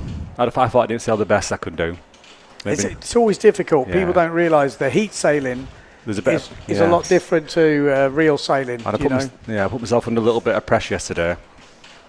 What, with the double? Yeah, I went out and panicking. I thought I'm going to get away first. So I went out back, couldn't get plane in for 3 minutes. I didn't score nothing until I finally got on the plane. Well, that sounds about like that's what happens in competition. You have all these plans, and when they don't go quite right, everything is out. Here we go. We got Viskovic on the Neil Pride. Going to start off with I thought he was going to start off with a big jump there. But Viskovic on the Neil Pride. We've got Tony Pijuan on the Severn. And there we go. Solid back loop to start thing. Nothing massive, but something to put in the bag. And this is the battle for the podium. So if you win this heat, you guarantee yourself on the podium. Not easy as well. Quite small waves. So a different type of sailing. Yeah, you've got to jump for the bunker here to get a decent ramp. You've got to head straight for the bunker and try and find one. I thought lips up on the corner. You've got a bit of experience here in Pozo. Yeah, I come quite a bit, but... Quite a bit? How many days a year do you reckon? Well, to be honest, I think I'm here every other month. Yeah, 6 months? 6 months a year? Yeah. I'm touching my 90 days on Brexit anyway. Oh, really? Okay. Tenerife is going to put me close. Okay, this guy's not in the heat. No. The guy on the small screen is Pijuan. Yep, the pink sail's not in the heat. It's the orange and blue. 2 riders in this. Here he is, Viskovic from Denmark. Wind's picked up as well by the looks of it. Yeah. Oh, this is not a bad little ramp. You're going to see the stall forward. We're going to see the back loop. These are going to be kind of standard jumps, and I think it will be whoever can make the difference. It's going to come down to waves, which is tricky when the waves are so small. He's got a ramp up. No. He's quite high up, isn't he? Looks at it. It's difficult to tell from the camera, but he looks quite high up. But sometimes it can work. Oh, Pijuan's got a ramp here. Tony. Forward. Yep. Wow. Nice. Oh, and Viskovic just catches a rail there. Tony, I think he just caught the tip of the mast. I think that will knock off a half a point or so. It was that first back loop from Viskovic, so a low back loop, but coming in at a 4.12. Yeah, good, nice good. Just caught the mast. Lost a half a point or so. We'll see what the judges give it. What you scoring that? The forward, I'd probably give it, I don't know, going off my forwards, I'm getting like 2.5, they're not very high, so maybe about a 4, Yeah. I reckon. Yeah, maybe a little bit stalled. Yeah, maybe a 4 and a bit, but you never know what they get. We have to see what the judges go, see where their scale is at. Probably having another nice look little at wave it. right here. Yeah, Viskovic, solid sailor. Knows how to compete. Tony Pijuan has had to come all the way back through the double because he got knocked out early, actually, against Viskovic. First round he went. Yeah, Viskovic and Walter Scotto, I think it was. So he's had to beat both of these guys in the double elimination to kind of get himself back in the game. Yeah, you were totally spot on with that jump. 4 points. You should be a judge, I should Johnny. be a judge. You should be a judge. You've nailed it. I mean, it's just got to work out the scale, you know, and that's kind of what you do. Well, if I get that was higher, you'd want a 4. So I think, yeah, fair enough. So we've got B at the moment, which is Pijuan leading. It's flat there, and it's really flat. It's small. It's very small. It's hard to sail this. I had I think one of the first Masters heats we had when Dario was here, and I sailed in that. It was pretty similar. Just you can get a few things, but it's not easy. Yeah, it's tricky conditions today. But then every so often you look out and you're looking now, thinking, there's a few. But you risk, obviously, you risk going to be on the rocks and the bunker if you take too many turns. I was about to say that's a 360 wave. I was about to say there's a few little 360 like sort of moments here, and if someone pulls off something like that, that will be the bigger difference maker. But look at that little bowl. Yeah, so it is starting to get better. Oh, unlucky not to get it. Yeah, just didn't quite get the connection he wanted. It was like Gobish getting the tacker. The wave scores for that was high. You've got to find something different because at this level we're seeing back loops, stall forwards, wave rides. Okay, someone's got to do something extra to get. So it's either extra height, a hand off, a foot off, or a wave maneuver, or something like a big frontside hit. Something that stands out. Otherwise, you're leaving it to chance. I think you're going to just have to leave it down to very small margins. That's a bigger back loop, but off. He's not going to make it. But definitely had the height. The small back loop from Viskovic at the beginning, scoring a 4.38. Both get 3.38s as their biggest wave scores. So, like I said, really even at the moment. And it's going to be who can find that extra bit of jizz. That's probably the wrong word. Especially if you're from up north. 6:40 on the clock. It's been a long week. It has been a long week. I've been trying to come to the commentary booth, but every time I'm going to see Bennett, I see Sarah, and he said, right, the Masters are on, so we're all rushing out every day. Last 4 days we've been on standby. It's been a long week. 9 days. This is day number 9 as Viskovic doesn't quite make that wave. Back loop goes in. Oh, that was the crash. That was a replay crash. Okay. I've been in a lot of them. This strap, my back loops have been a little bit towards the end fighting. I've not been pulling my hand to the back, and I know what I'm doing wrong. It's annoying. Picks up a bad habit. Back hand. Get your hand back. Get my hand back, and you can get the rig forward then. Get the rig forward, and then your weight's back, so you don't get that real rip over the front. But it's always difficult, like I say, heats. You take off waves that You you wouldn't usually go for. So you're like forcing it. And this is like for a back loop, forcing it is always probably going to end in tears. Yeah, well, I was panic looping yesterday because I was trying to get the second jump and you just panic. Yeah. Well, Tony's still looking for his back loop now, and this is a guy you can land back loops. But yeah, he is leading 3.88 and 3.88. Viskovic not with the second jump yet, hasn't got that forward loop. He's about to go and do it now by the looks of it. He's come upwind, so we're about to see probably Viskovic go into the lead with the forward loop. Oh, he's gone for another back loop. Oh, doesn't get it. Oh, that could be a big moment because that was big. It was close to the judges. Tony wants the back loop of his own now, looking for a ramp down the bunker. Yeah, Tony's got a little team on the beach. His caddy is telling him what to do. Oh, really? Yeah. It's a very forward back loop, isn't it? Again. Needs to put the arm back. Yeah, but there's no ramp. He's taking off very forwards because he hasn't got any choice. But Viskovic might regret that because that was a lovely wave up this top end. He had the height, really should have nailed that, and that would have given him a bit of room to go and get some more waves. Oh, he's got another one here. He's definitely in the right spot. Okay, there's the forward. So forward loop scoring a 4 from Tony. Was that better or worse? Lower? Lower. Not stalled? It's only a bit stalled, but it did catch the mast like you said. Exactly. So it might be a little bit lower. We'll have to see what the judges go with. That back loop from Pizran is haunting him at the moment. Forward loop from Viskovic coming in, 2.38. They just put it down as a spin loop, which I think is fair enough. It didn't have the stall on it, so only a 2.38. Everything to play for here. He needs the backy, though. I mean, he's going to get it. He just needs the ramp. But is it because sometimes you go into panic mode? Right? Oh, like this. Semi-final for me. I couldn't get my back loop in my semi-final. I went panicking. Like this.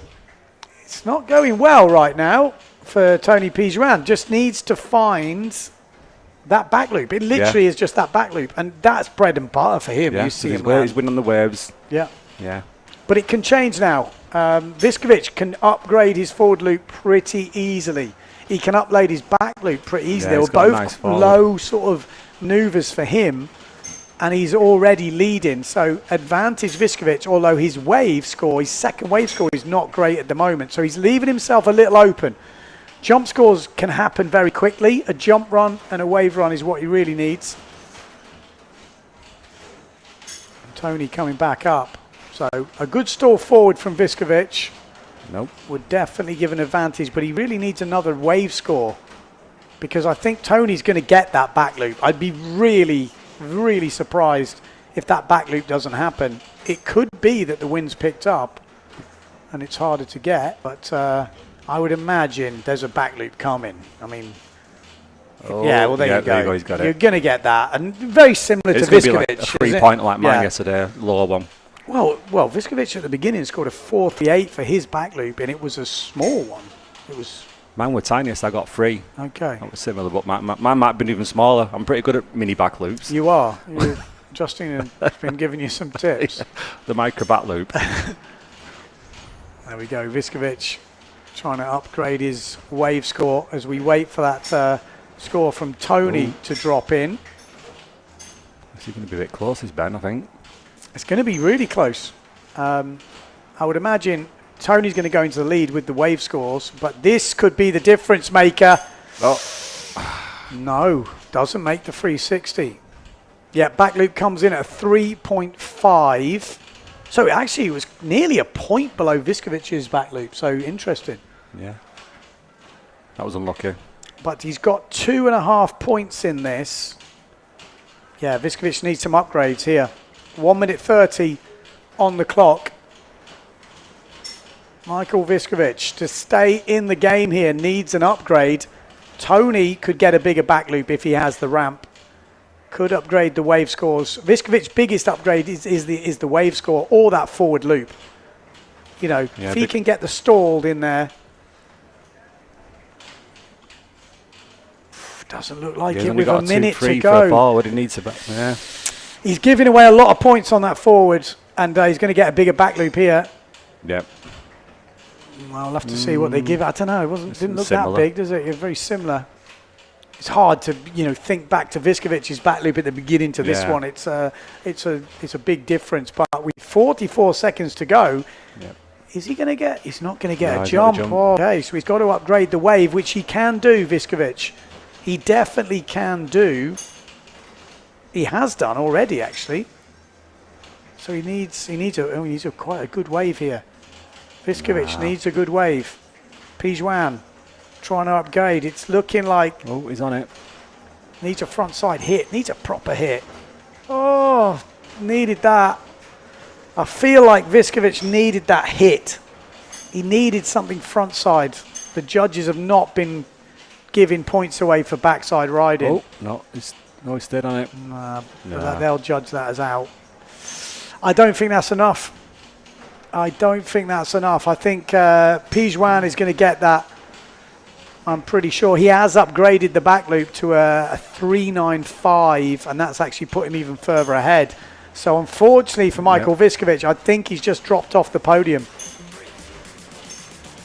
Yeah, the forward loop was a lot bigger, wasn't it? Yeah, a lot bigger as we look back. And these waves earlier on definitely had more on them. Oof. A front side hit then. He won already, but I feel like, he could have made it easier on himself. So unfortunately for Michael Viskovic, he is going to be in 4th place, so just slips off the podium. I mean, if you'd have won this heat, you go into a battle with Mike Friedel, and a win there gives you the win because Gobish has gone home. Yeah, so it's the first place, isn't it? So it's a big heat, the next one. Yeah, that was the crash. I was going to say, some of these backies. Yeah. Looks like your brother's on. Is he on?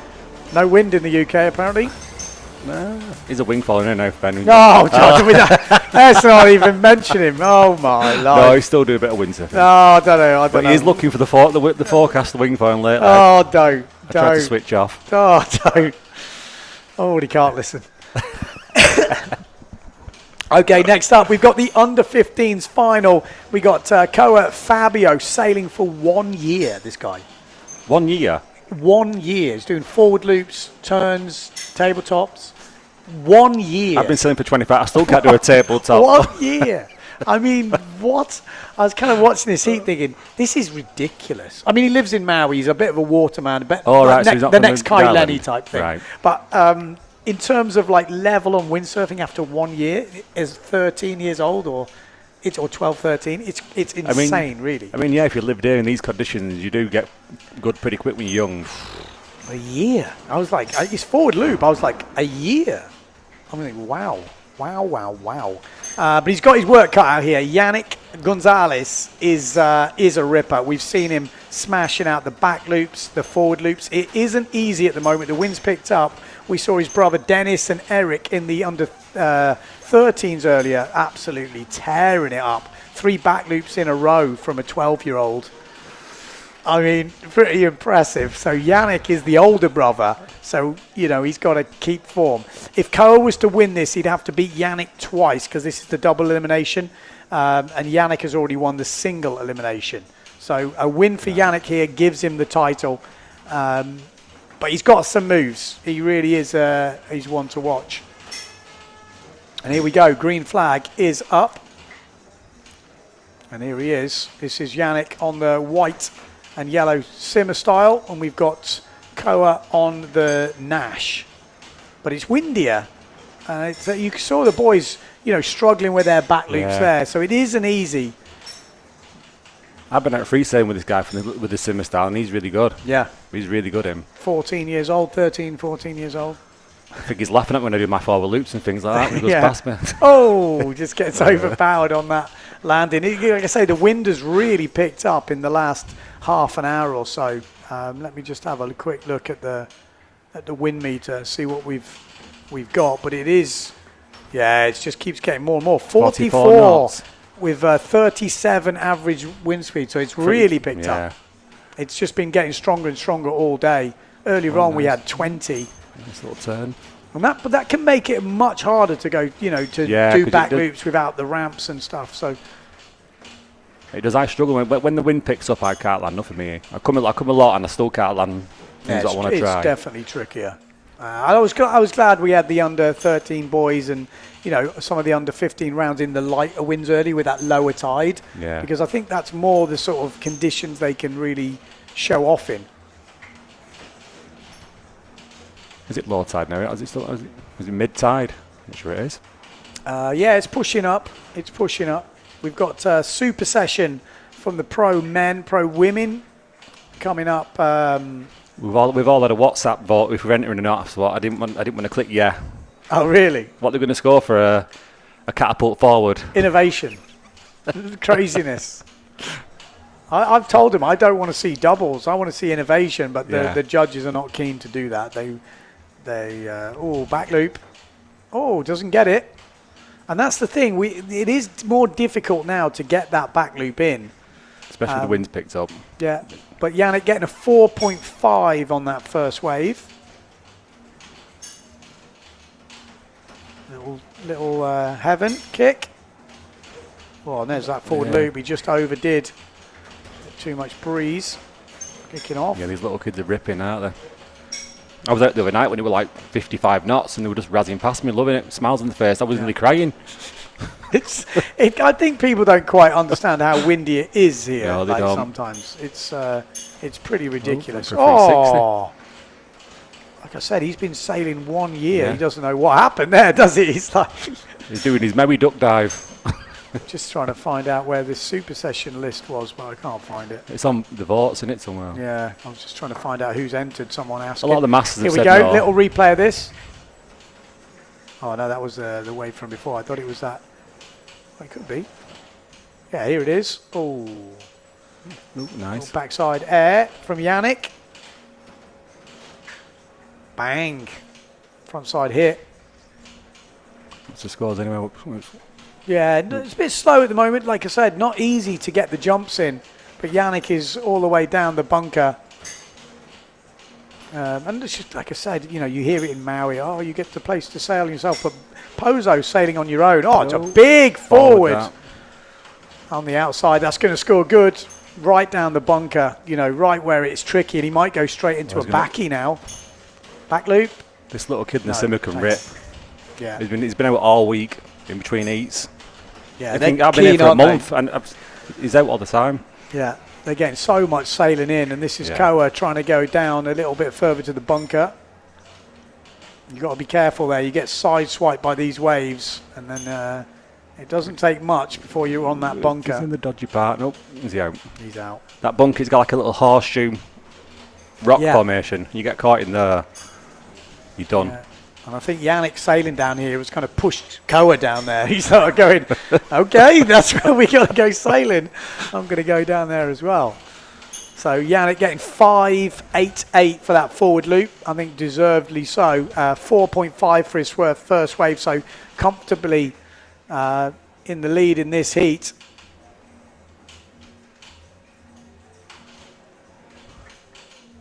Was there still a heat wave in the UK?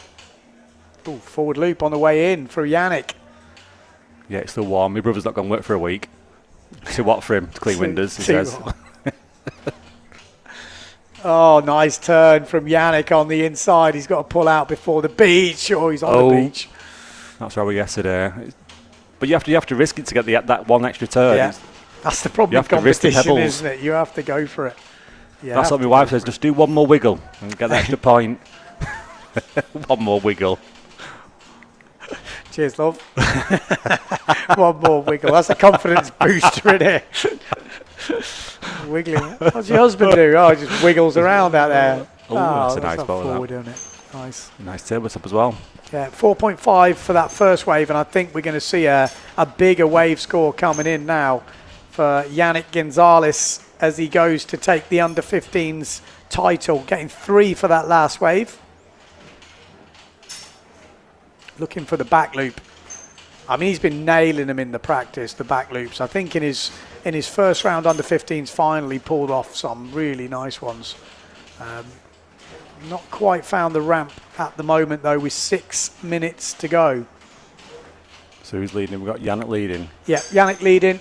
14.88 at the moment, so a really good lead. I mean, he's filled his score sheet, which is kind of the first thing to do. We've just gone past halfway through the heat, so I think he's going to be looking for that back loop. I don't think he'll be happy with his heat unless he gets the backy. But we saw from the Masters, you know, these guys are pulling off back loops with their eyes shut, and a few crashes from Tony Pijuan. It did become a bit of a battle of the back loops anyway, the Masters. Oh, this is good. This is a nice hit. Got a good style on his top turn, but tide's pushing up and that wave starts to get a bit full up this top end. Nice wave from Koa. Again, he has got a surfy background. One year. He's going to get a good score for that. 1 year. 1 year? 1 year sailing. Are you kidding me? Like, it's just ridiculous, isn't it, really?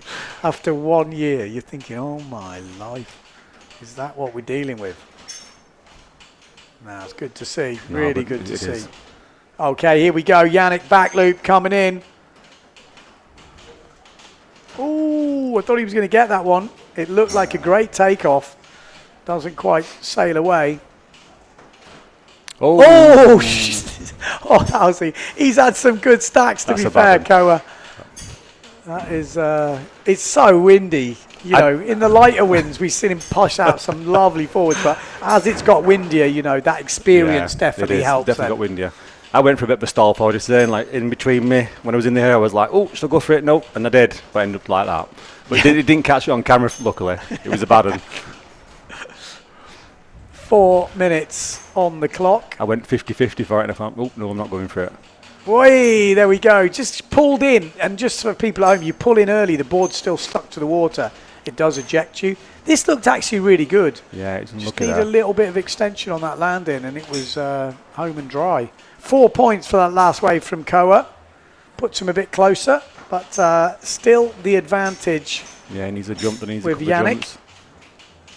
Even a tabletop or just something small just to get his points up. Yeah, needs that forward loop. He's got it in his locker. I mean, the forward loop does put it close.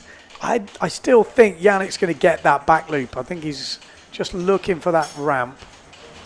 But again, as it gets windier and the ramps get smaller, it gets, oh, here we go. Yep. He wants it, doesn't he? He wants it. Ooh, no. It's one of them, chuck the gear away kind of back loop. Yeah, it starts accelerating and you know it's already gone wrong. I drop the front hand. When it's gone wrong, you just let go of the front end and fall back. The front hand, yeah? Just to fall away from the gear. Yeah. Just fall away. And the backhand, you keep on? Yeah, I've got to keep on the rig, or else I'll be on the bunker water. That sounds terrifying. And I'm on that bunker a lot. But I've been here for nearly a month and I've not walked to the bunker once yet this holiday. That's good going. That's good going. 2 minutes 45 on the clock. Yannick Gonzalez leading at the moment. Koa Fabio in second place. And this is to take the win in the Under-15s World Cup. You will be the Is this kid from World Cup winner. He from Gran Canaria, this kid? From Tarifa. Tarifa. Oh, he's still got a great place. Yeah, still got wind every day, so. Yeah, here we go. He looks pumped up now. What are we going to see from Yannick Gonzalez? Oh, maybe a ramp here. No. Tricky to find these ramps. It's going to be interesting to see what happens in this super session for the pro men. Not easy conditions. But I think I'm going to vote no for it. Well, it's hard. It's hard when it's like this. And there's a lot of people on the water. It's not like a heat. I did my last super session with the entire last year. Oh, here we go. Here we go. That's it. Oh, he's going to be upset with that one. I thought he nailed it. Like I said, in the previous final, he was nailing everything. But that wind, I think, picking up. And there's the forward loop. It's a nice one. 1 year. 1 year. Every time he does something, it's 1 year to be Ben. 1 year. But they're like ridiculous. That was like a... How old is he? 13 or something. My first loop I did when I was 30. Exactly. 1 year. Wow. Impressive stuff. My first loop was here at Vargas, actually. Orion Jensen teaching me how to do it. Oh, really? Yeah. I saw him actually the other day. Yeah, he's been about. There we go. Look at that. Stomps it. Absolutely stomps it. That's going to put him back in the mix here. 4 points for that forward. Another good wave score. You know, he's still in the game. It's getting closer. Like you said, a little tabletop, Ben, or... Yeah, little tabletop. What do you get for the loop? 4. Ooh. We've already seen that big stall forward, though, or big board at the back. Oh, this looks a better wave, actually, from Yannick. He wants that back loop. In his head, he's like, I just want that back loop. Yeah, 30 seconds. I don't care. 30 seconds to go. Will he get the opportunity? He might do. He might well do here. 25 seconds. All eyes on the Simmer rider out the back. 13 years old. It's not coming. Is he going to get the ramp for the back loop? Koa on the inside riding. No. I think the results are not going to change in this last 10 seconds, but can he get the back loop? That's what he wants. He's going to get it after the buzzer, isn't he? He might do. He might get it on this next wave, but the buzzer is going to be close. Here it goes. The buzzer was mid-air. He doesn't get it. But I think he won't be as happy with that heat as he was in the single elimination, but still a solid heat. You've got to remember some tricky conditions at the moment with this wind picking up and the waves not really, not really forming. Look at that. Bang. A nice one with that. But some good sailing from both riders here. But it will be Yannick Gonzalez that takes the under 15s title here in Gran Canaria, with Koa Fabio taking second place and Elias Antolin in third. So good performance from all the kids we've seen sailing today. And we are obviously going into the old men's category next. That's a nice forward, that. Yeah, that was I wish I could do that. Let's get some tips. I'm going out. What is it? That little kid's teach me. I'm going to go in his clinic. Yeah, you might well do. How's your Spanish? Bad. No, I think his English is better, to be fair. Look at that. That's a hell of a turn. Shocking. My Duolingo, he's fell out of me. I've not done it for months. Dos croissant. Dos cerveza, por favor. Oh, Dos Hara. That's all I know. Cerveza. Is that the big one? That's a big yes, one. Exactly. Yeah, I'm not Dos Cerveza, I'm Dos Cerveza Hara. Yeah, you've had the two small ones. You're like, hang on, I need to learn the word for big here. That's what's going on. What's going on? I do try a little. Me and the missus, we do try a little bit. She's a bit better than me. I can imagine. My missus is amazing. She knows all of the mid languages. I've got nothing.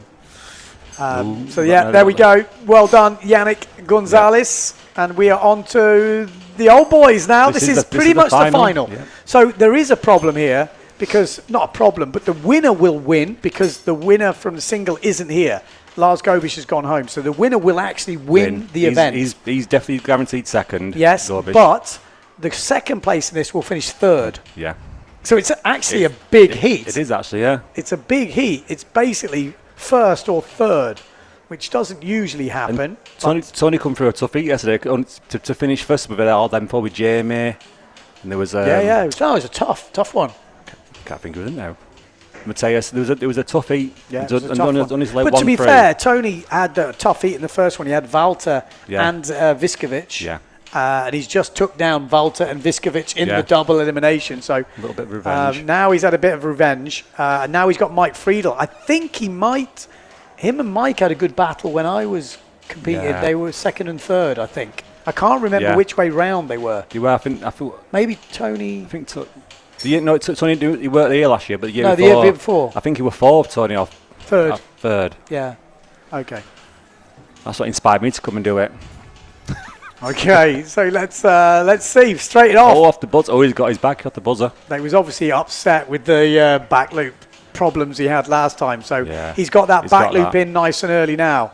So Friedel. But Mikey does back loops for fun. Yes. It's just. But in these conditions, everything changes. A bit more wind around, but Mikey stall forward. Yep. There we go. Nice and clean. One. Stall forward. Very similar from the last one with the mass just catching. Yeah. Back loop 5-5 from That's a good score for a back loop. Yeah, that's a big score. The forwards are nice as well. That's going to be a 4-5, I reckon. Here we go. It's good. Oh, I thought that was a great ramp for Friedel there. He's going to get the next one. That's perfect. 140. That's his go-to move. I tell you what, that should be a big upgrade on the first back loop, because it is technically a lot harder. That's going to be about a 7, I reckon. Yeah, it was clean, it was big. Nice, very nice. That's Mikey's go-to moves. I'm here pretty much every month and sailing with him every day, and he's like, that's something he just does in his sleep. Oh, it's a good wave though. Oh, we dropped off the back. I mean, he didn't have much choice, but I'm not sure what the judges will say with that. But yeah, we're still waiting for that jump score from Mikey to come in, but it's definitely going to be up in the 6s. Yeah, it's a nice rotation, that, no. I think that was big, clean, one-footed. It's going to be at least a point more than the other back loop, I think. So in the low 6s, maybe. A little refresh. Yep, 625. 625 coming in. Oh, decent stall forward. That looked better height. Just again catching the. It's leaving a bit late on the rotation. I think but, it's going to be good. He knows he's got to get a big forward, Tony. Yeah, that was good. Yeah, though. That's a good one. Just catches that. He just rotates a little bit late for my liking. I think the judges, loses half a point or sometimes a point because of it. Ooh, Mikey. Getting it all a bit wrong. Mikey's got his jumps. He just needs to get some waves under really now. Yeah, 4 points coming in for the first wave, though, from Tony Pijuan. I'm sure his son on the beach will be waving at him for the waves. Get the waves, get the waves. It's advantage. This is a good final, this. Well, actually, it's not much of an advantage for Friedel now. It's only a 0.25 on the jumps because of that big stall forward from Tony coming in at 5. So they like the stall. They like the big stall. Rightly so. Just trying to upgrade his back loop there, I think, isn't he, Ron? I think unless Tony does like a one-footed back loop or one-handed back loop, he's not going to upgrade on that 525 back loop. That's going to be the score. So I think now he can go to town on the waves. So he's in a good position here to just concentrate on waves. He's going to go for a 360. Oh, didn't have the power. You lose the wind down there when you're in that corner, that bunker. You just lose the wind. Yeah, and there's definitely a bit of it which gets harder for a 360. The way it moves. Close heat this.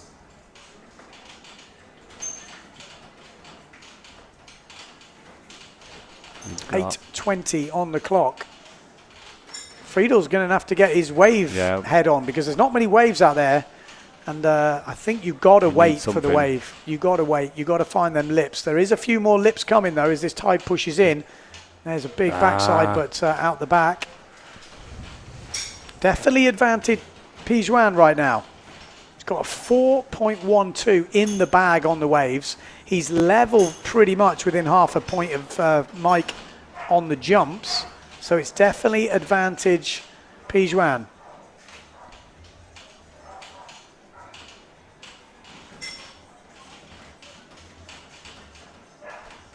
Needs to find a good wave score. He's coming in for a bit of a chat by the looks of it. Maybe he's going to change gear. Oh, changing boards. Well, you need to be quick, Mike. This is more master's pace. Just like, hey, relax, no stress. He's gone smaller. He's definitely gone windier. Get a bit of caddying advice maybe as well. There'll be somebody telling me you need your waves, Dad. You need your waves.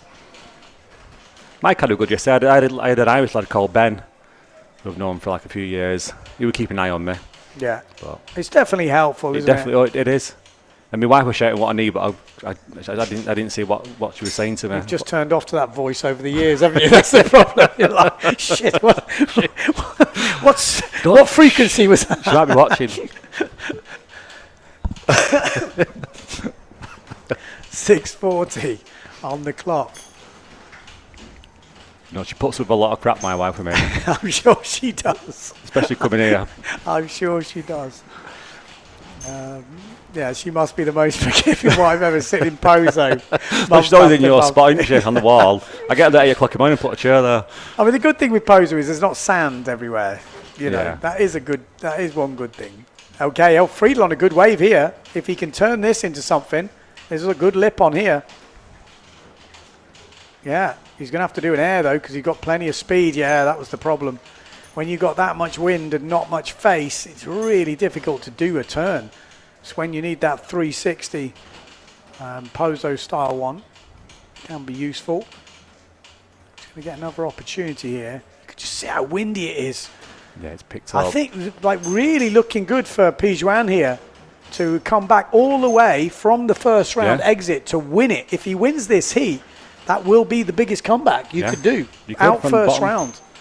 round. So really good sailing from Tony. The thing about the Masters, but they have spread us over 4 days though. If it was like in one day, you'd be a bit tired, but we've been up for the last 4 days. Yeah, little bit each day, just eating away. They seem to chuck us on at the end. Yeah. Well, with the lowest of the low. The lowest of the low. Yeah, but the standard's really high. Yeah. And everyone's pretty competitive, even though they don't look it. They're all smiles, all but smiling. deep down, there's a lot of competitive fire going on. Well, I had Vincent text this morning. He said we were happy about his battle loop. He thought he should have got a high score. Sorry, Vincent, he's watching.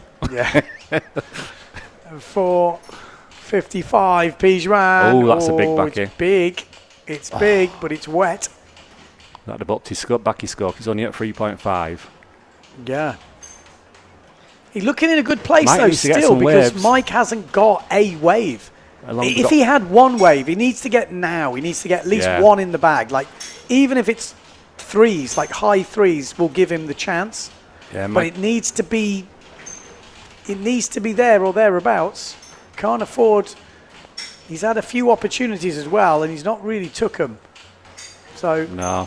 But like I said, it's tricky today when when the waves like this, Ben. It's really hard to find them. It's windy as well. It's not even there. Sometimes I think. Yeah. Always cool. I think if it was less windy, it would be easier. Yeah. But windy in this sort of size is difficult. He's trying to get that backside, but it's just not happening, isn't it, for him? Yeah, the wave's just gone on him. Yeah, it's one Well, that's still what they want to see. They want to see frontside turns, and he hasn't had anything so far. So this is his best wave. Like, we haven't seen any radical waves ridden yet. So it's not that that's a bad wave. That's not actually that bad. But it can be better, obviously. What's left on the clock here now? We've got about 3 minutes. Yeah, 3.5 minutes on that. Mikey needs to come and get some waves. Yeah. I mean, he's been training all year. He's had a few 3.6s and everything this year. I've been watching. Here we go. I mean, he could do a higher forward. That would improve his score for sure. Or maybe even a push loop. Yeah, he's got a nice push loop doesn't really inflame his score either. 3 minutes 50. I mean, that was nice. Yeah. Has he stayed on it? Yeah. He must have a score for that. Or 3.5 on the wave. No. Yeah, 3.5, yeah. That's what I'm saying. We haven't seen. That's pretty much what we've seen from Pijuan as well. So it's still all to play for now. It's going to come down to one wave. If he does another one of them, he could take it. Backside air from Pijuan, but kind of dribbling off the back. 2 minutes 45 on the clock. Sonny could need a second wave as well, hasn't he? Got his four. Yeah, no, now it's even. Now we've got a fight on our hands. Oh, Pijuan gets back on after that. Again, it's coming down to tiniest margins here with 2 minutes 30 to go. Mike Friedel is definitely back in the hunting. Last year's world champion. He's ahead on jumps, so doesn't need to be ahead in waves, but just a couple of frontside turns is scoring points. Like that is going to score. It's going to score. It's going to score. We haven't seen anything in this heat, really, so it will score. I think even if it's something like just a 2-something, he will go into the lead here, which it will be, I'm pretty sure. It's only going to try and upgrade his back loop. Yep, goes into the lead. No, he doesn't go into the lead. The 2.75 drops for Tony Pijuan, and he actually extends his lead. And now we're waiting for that second wave score now for Mike to drop. What does he need? He needs a 2 and a bit. It needs to be a high 2s or 3 to take the lead. Wouldn't need much at all. And this turn, these type of turns, anything frontside in Pozo is scoring in the near 3 category. But it's not enough. Yes, it is enough. It is enough. A 5 for that last wave because he had some earlier stuff on it. Backs it up with those inside frontside turns. Scores a 5-1-2. See, coming in here, Ben, for me, it helped me now with you speaking and seeing what kind of scores you need to get. Yeah. Front side, that's what they're judging. 1 minute to go. Mike does the work on the outside and then just backs it up with some front side, backside, and it's really hard not to score it.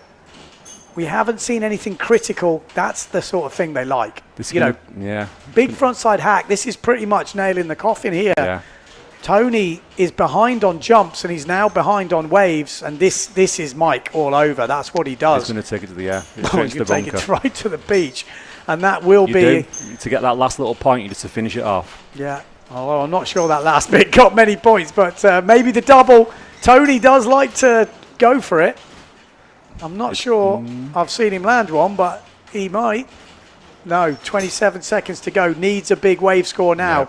Yeah, I mean, needs to be a proper wave score. He's behind on jumps. He's behind on waves. It's going to have to be a big, like, 6-pointer or something. That 360 would do it. Yeah, he's got it. That's what got me the win against Dario a few years ago here. I remember watching it back home.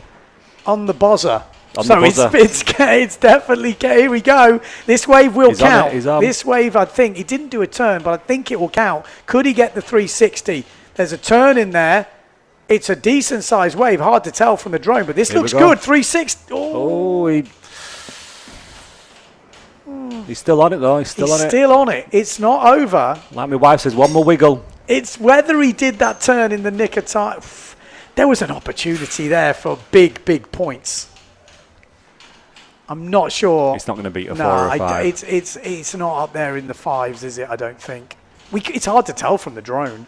But Mike scoring a 4-1-2 for that last wave, and that's actually put him further ahead.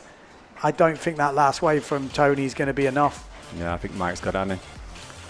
Mike has gone from second actually, to first with that one heat because Lars Gobish is not here. So we're just waiting, just in case something we didn't see pops into the scores. A wave to come off Tony, but it's not. Yeah, that wave's in, but it's not it, is it? So there we go. Mike Friedel will be the Gran Canaria GLORIA Windsurfing World Cup Masters champion. Lars Gobish slips to second place because he's not here. Didn't get to defend that single at Temenos time. Well, it is a shame because Gobish is a really great sailor, good heat sailor. And Tony PWA nearly came back from first round to take the win. From the bottom. But just didn't quite find that moment. That one-footed back loop, I think, was big from Mike. I think standout move. I thought he might have scored a little bit higher that. Me too, compared to the regular back loop. Yeah. And then backed it up with some solid waves. Nothing crazy, but some work in the waves front to back all the way at the end of the heat. And that is pretty much it. And there we go. That's what you've got to do in a heat. You've got to put that work in. But great performance. Well done. Great performance from both riders there. But the reigning world champion, 58 years old. Masters is over 45, so he's no 51. Spring chicken. I'm 51, Ben. I'm catching him up. What about that? If he's still competing when I'm 58, then I'll be impressed. Look at this wave from PWA. This was a good size. This had the moment there. That's what could have won him. Ooh, he's going to look back on that, I think. But well done, Mr. Mike Friedel, well done, Mike. In the end. Well done, Tony, for coming back from the bottom. Yeah. I think he'll be gutted not to win it. I think, or at least to give himself that opportunity. But Friedel definitely had that edge, that back loop 1 foot, couple of well-worked waves, and that's what did the damage. Next up, we've got the super session. But we're going to have a short break. I think the super session, as far as I'm aware, is coming up at 2:30. Let me just check. I've got no clue. It's just a mass of writing at the moment, but I'm pretty sure. Yeah, 2:30. 2:30. So, yep. So there we go. That is it for official competition. Super session is coming up. We've got Mr. John McLawrence in the commentary booth. Yes, he is from up north in the UK. Hey up. So congratulations to Mike Friedel for the win in the Masters. Yannick Gonzalez, a win in the under-15s. Under-13s category, Dennis Gonzalez and Tina Gobish in the under-13s girls. So really good performance from all the riders who took part. Massive thanks to everyone tuning in. We'll be coming back in about 40 minutes time for that super session. It's going to be big. We're going to see Costa out there. All the names. Doubles. Yeah, we're going to see some big stuff. So see you then. Bye.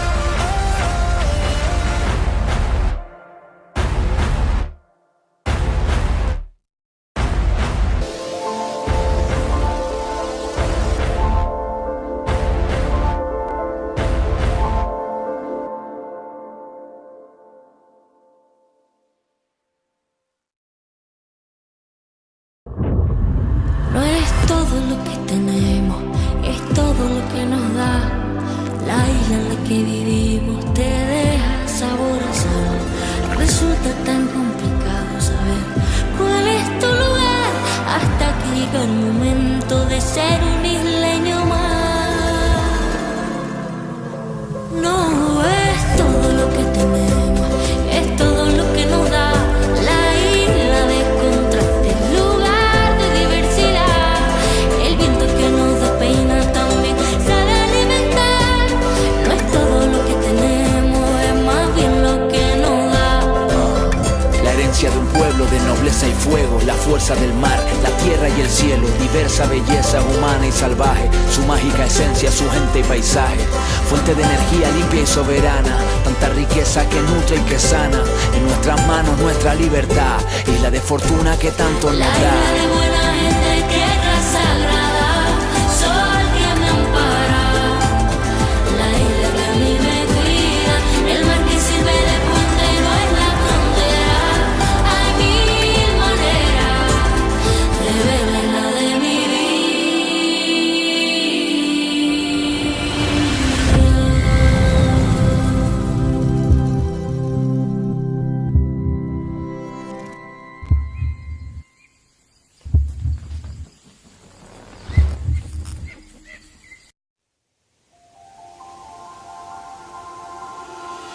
Ven y acércate a ver el viento, a saborear el paisaje y a escuchar el silencio de una visión infinita.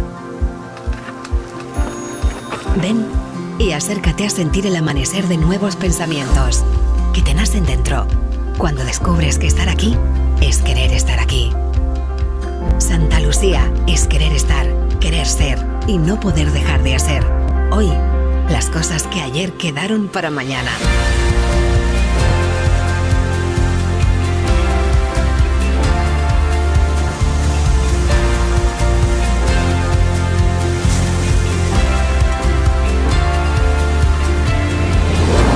Ven y acércate a Santa Lucía.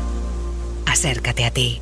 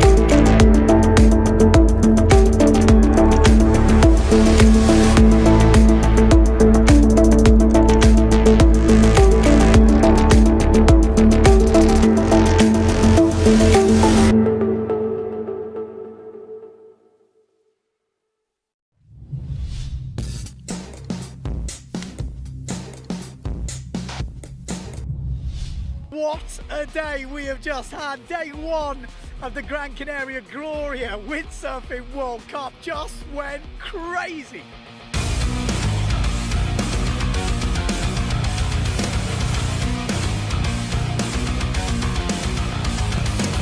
You only see what you wanna see. Stay blinded to everything. Don't care about anything. Over 40 knots of wind and the big boys on their small sails. We saw some of the highest jumps we have ever seen, some of the highest scoring moves we have ever seen.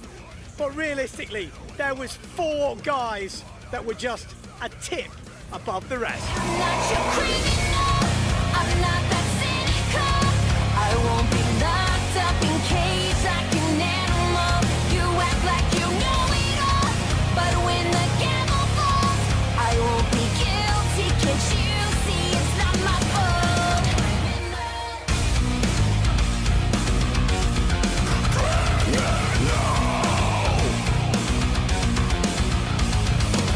I'll never be what you want from me.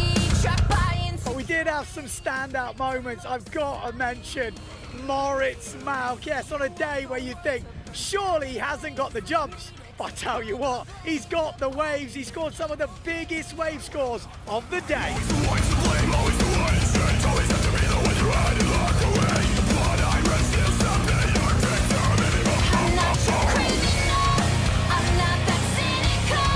We also had some big upsets. One of them, Takuma Sugi, taking down Campello in the early rounds. But like I said, there was 4 guys at the top. I won't be guilty, can't you see it's not my fault? Marino Gill, last year's champion, was absolutely on fire today. We saw Mark Paré, who's been on a charge for a while, throwing down 10s.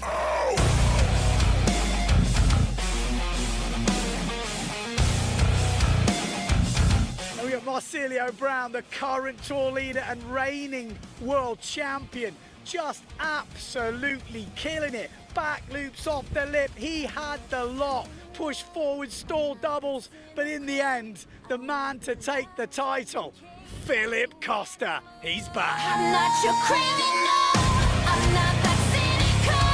I won't be locked up in cage like. But it's not over. No, that was just the single elimination. The forecast tomorrow is insane. We're going to see all the guys from the back pushing through. Can Ricardo make a comeback? Who will hang on at the top of the tree? It is all still to play for here in Gran Canaria. Pozo Beach, join us tomorrow on the live stream. We'll be here.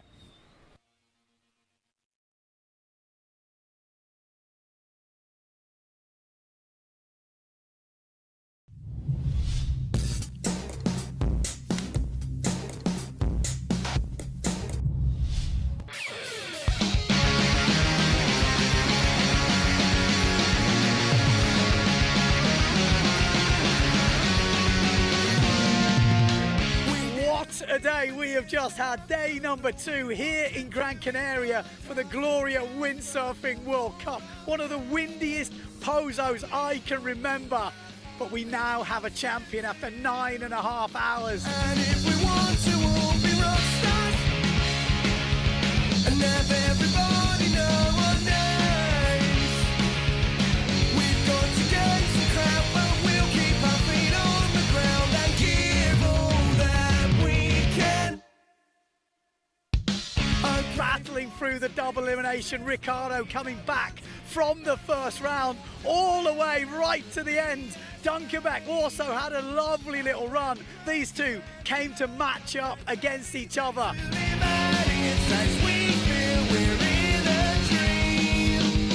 Everyone wants to be a rock star and have everybody know their name.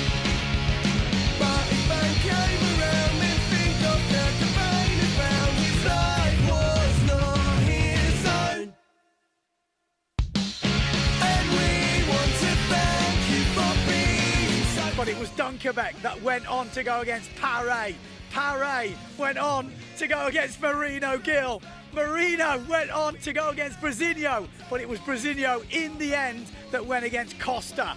Surely it was Costa's this year. Surely he had to do it, but no, disaster struck. He lost the gear. It was on the bunker. Things they do. We didn't start this to be rock stars and have everybody know our name. But if it came around, then we'd deal with the fame we found, 'cause we are not alone. And we want to thank you for being so cool. We wouldn't be here if it wasn't for you. And if you're happy to stay. Our hearts were in our mouth, but Brasinho took the double elimination. So it was 1-1. We had to go to the super final. Who would win it? Would it be the current tour leader? Or would it be the many times Pozo champion? Well, in the end, it was Philip Costa. Just destroyed the last final. Kicked off with the perfect push forward, a perfect double. Killed it on the waves. Congratulations, Philip Costa. You are the 2025 PWA IWT Unified Pozo Champion. And we want to thank you for being so cool.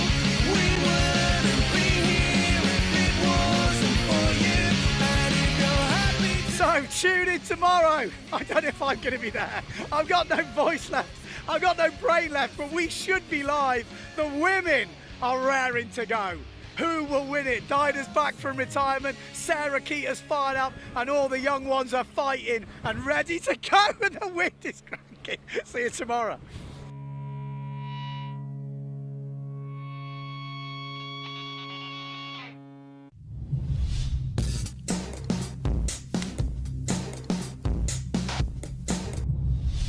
Day number 3 here in Gran Canaria for the Gloria Windsurfing World Cup, and today was all about the women. She's a supermama, oh, she's done something now. Oh, she's done something now. All you hear is gossip. A lot of the younger riders pushing through. We saw a couple of the big names go out early. Schnadi getting knocked out by Kloster, a really on form from the freestyler. We also saw a good performance from Katz in the early stages. But for me, the standout performance is in the early rounds. Sol de Greek, 15 years old, just pinging out front side airs. And then the mad turn where she turned it into attacker. And then to finish it off, going for the double forward loop. And she's living a dream world.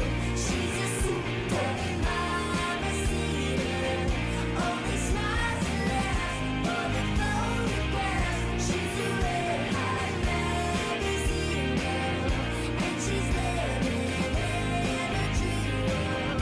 She's a supermama, oh, she's done something now. Oh, she's done something now.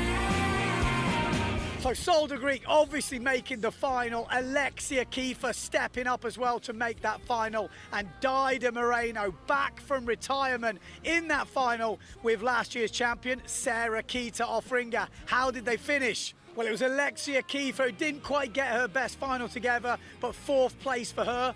3rd place, 15-year-old Sol de Greek. Again, not a best heat in that round, but a solid performance to make the podium. And then at the top, the 2 legends go head-to-head. Who would it be? Last year's champ, Sarah Keita, or the 20 times Pozo champ, Dinah Moreno?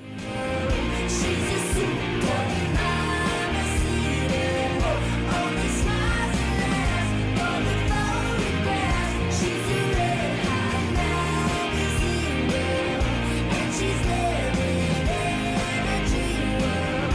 She's a supermama, oh, she's done something now. Oh, she's done something now. It was Dinah Moreno, still the queen of Pozo. Yes, she absolutely killed it. A goiter in the middle of the heat, sealed it with some solid, absolutely perfect jumping. Even went for a double on her last run. Oh yeah, I can't follow. She's doing good now. Everyone says so. So that is it. That's the single elimination results. They are just about to start the double elimination. Will we get it finished today? Well, let's see. And she's living in a dream world. She's a supermama, only smiles and laughs for the photographs. She's a red hot magazine girl, and she's living in a dream world. She's a supermama, oh, she's done something now. Oh, she's done something now. So some great action from the women this afternoon, but in the end it was the 2 seeds that got upset in the single who have fought their way back to go against each other. Justina Schnadi, bit of drama midway through, but she is definitely in the fight now. And Maria Morales, she left it late a few times, but some big jumps from her. So Schnadi versus Morales tomorrow. The winner of that gets to go on that run. Maybe they could take down the title.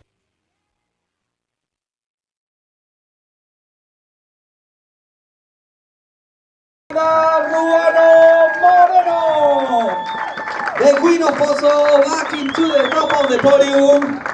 An amazing comeback after retirement with new sponsor Brooch Boards and Brooch Sales. and showing a lot of strength and a lot of level. Congratulations, Ana, enhorabuena a las tres. La foto oficial del podium. A ver, mire para acá, chica.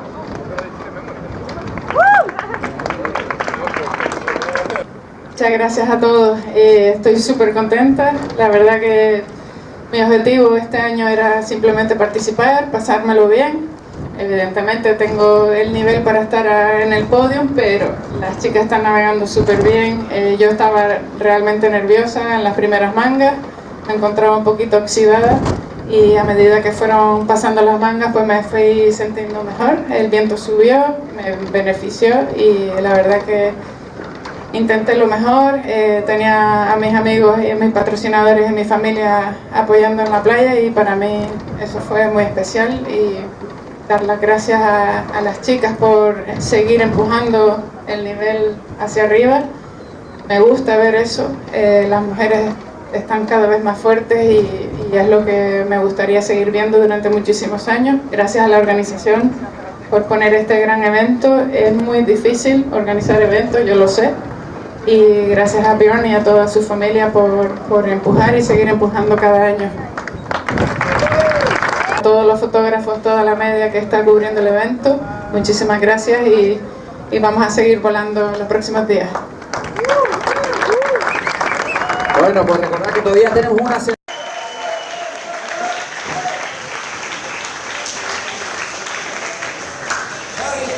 With an amazing comeback this morning, winning 4 hits. Is the winner of the under 18 years old category. El chico sub-21.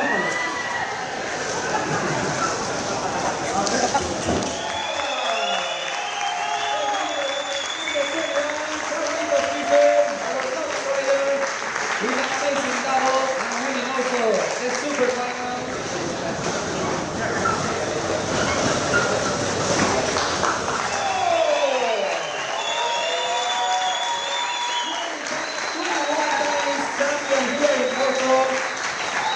What an amazing final, so close. She lost in the first one. They needed to go to the super final and to have a good jump and a good way. And a very close game. She won once again.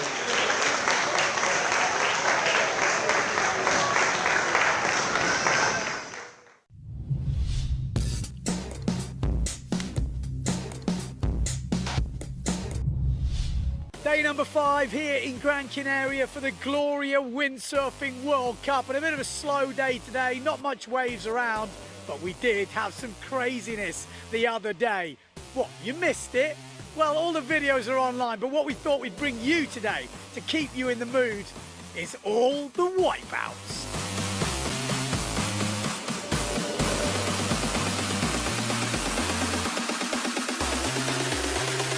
Everything seems to be upside down.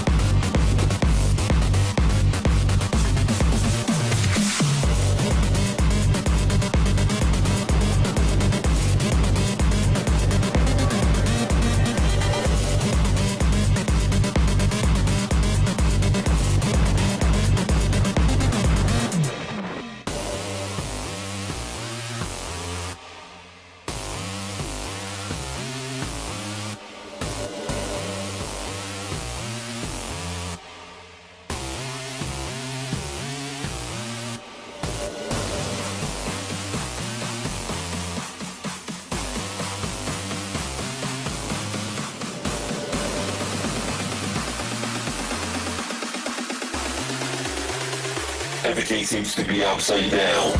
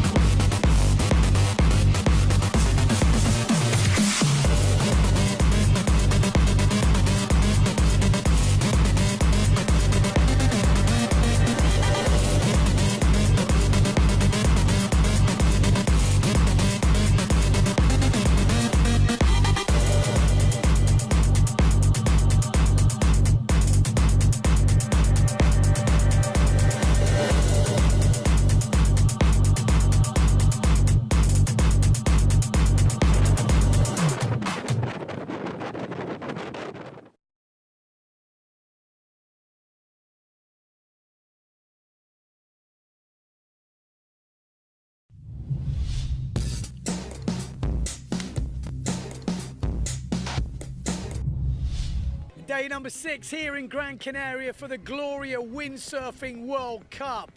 And today we did have the wind. The wind is back. There was a few waves around and we went straight into the under 15s final.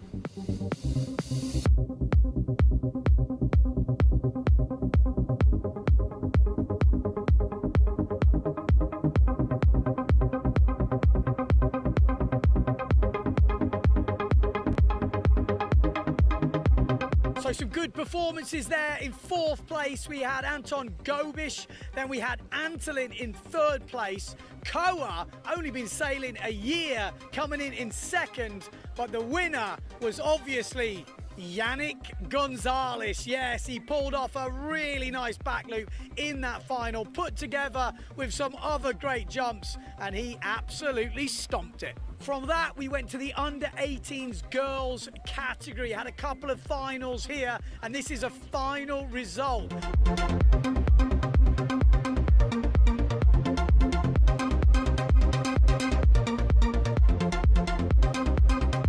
So, on the podium in 3rd place, Emma Miron. Yes, good performance from her. 2nd place, Liz Lottie Schilling. Yes, she did well in the main event and she backed it up here with a 2nd place. And then in 1st place, Sol Degree. Yes, she was on another level. We saw back loops, we saw some great wave rides, and obviously some great forward loops as well. So she is definitely one for the future. Only 15 years old and absolutely killing it.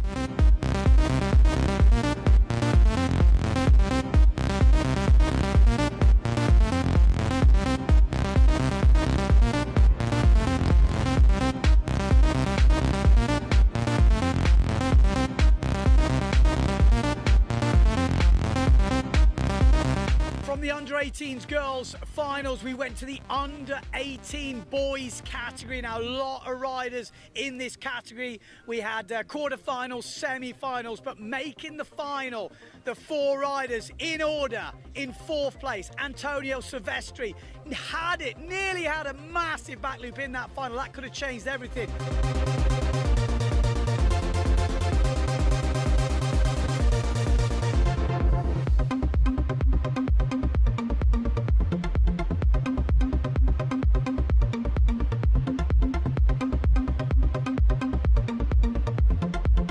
3rd place, Javi Escribano. He did so well in the semi-finals, putting down some of the biggest wave scores, but didn't quite have the final he wanted.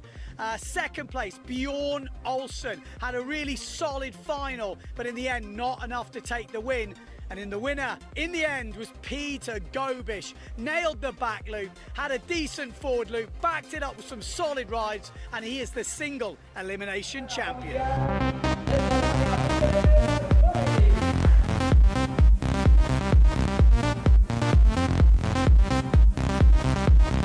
So from the under 18s, we went all the way to the old boys. Yes, the Masters were up next.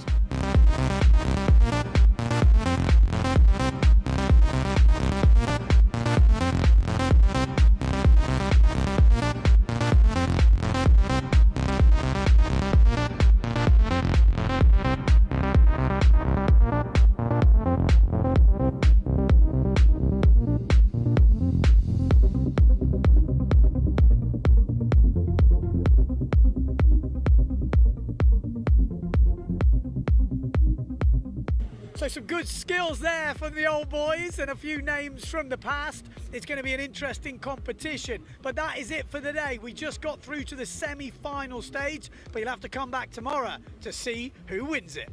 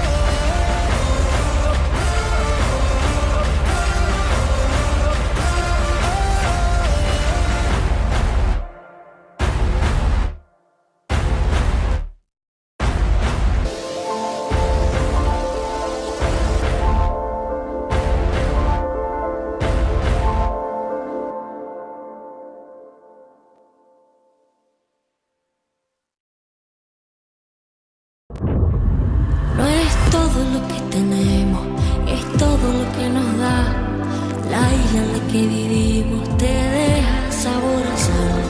Resulta tan complicado saber cuál es tu lugar hasta que llega el momento de ser un isleño más.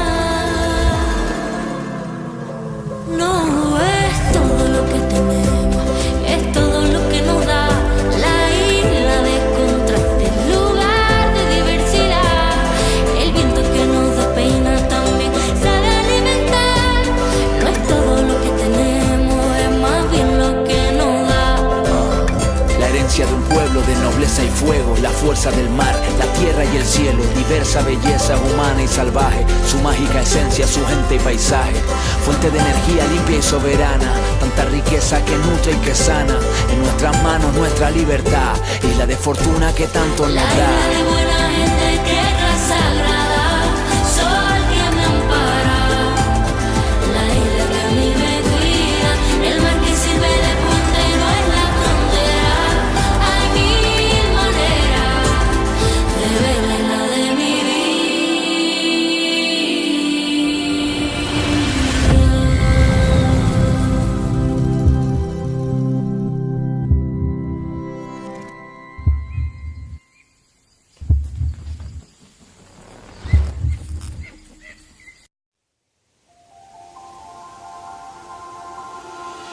Ven y acércate a ver el viento, a saborear el paisaje y a escuchar el silencio de una visión infinita.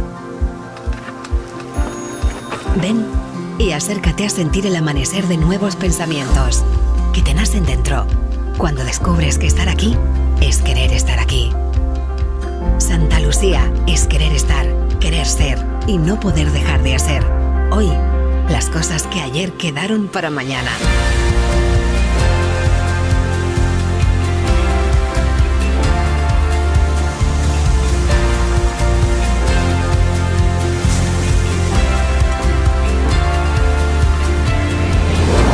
Ven y acércate a Santa Lucía. Acércate a ti.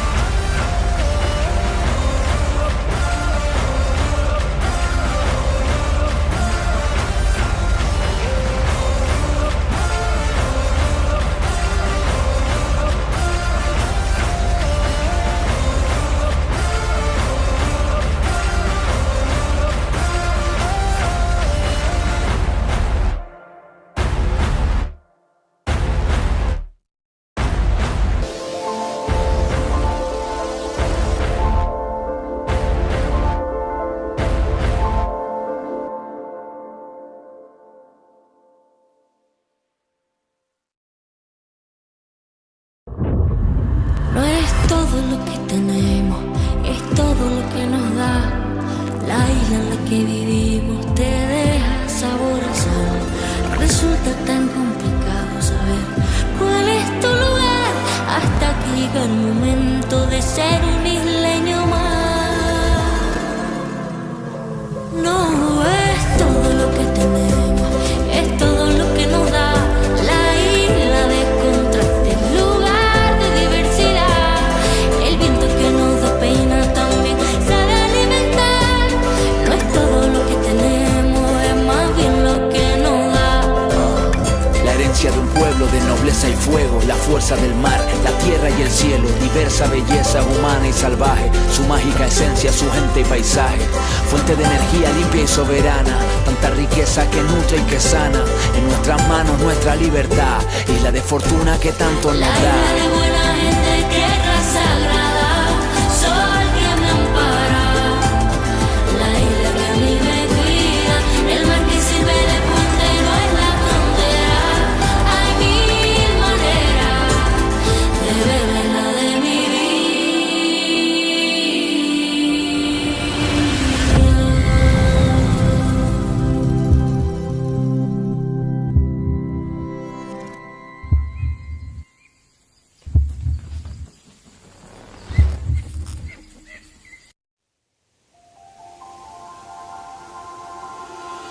Ven y acércate a ver el viento, a saborear el paisaje y a escuchar el silencio de una visión infinita. Ven y acércate a sentir el amanecer de nuevos pensamientos que te nacen dentro cuando descubres que estar aquí es querer estar aquí. Santa Lucía es querer estar, querer ser y no poder dejar de hacer. Hoy, las cosas que ayer quedaron para mañana.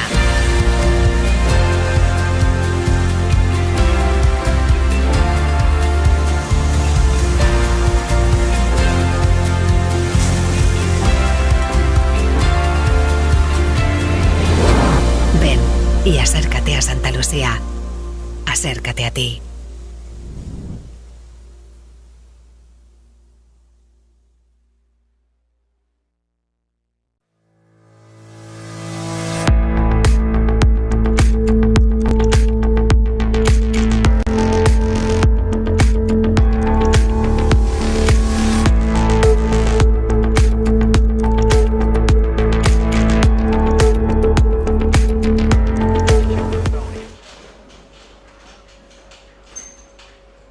Alrighty, let's get it on.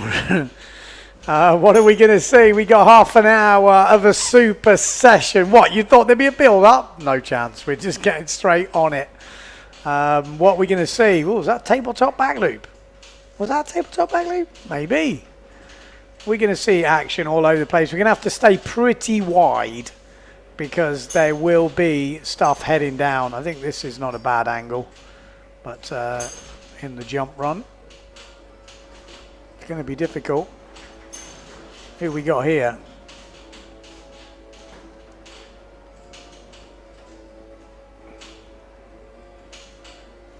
Is that Costa? Is that a helmet? Costa with a helmet. Don't see that very often. Yeah, Costa with a helmet. It's going to be carnage. There's almost too many people out there. Are we going to see any innovation? That's what we want to see.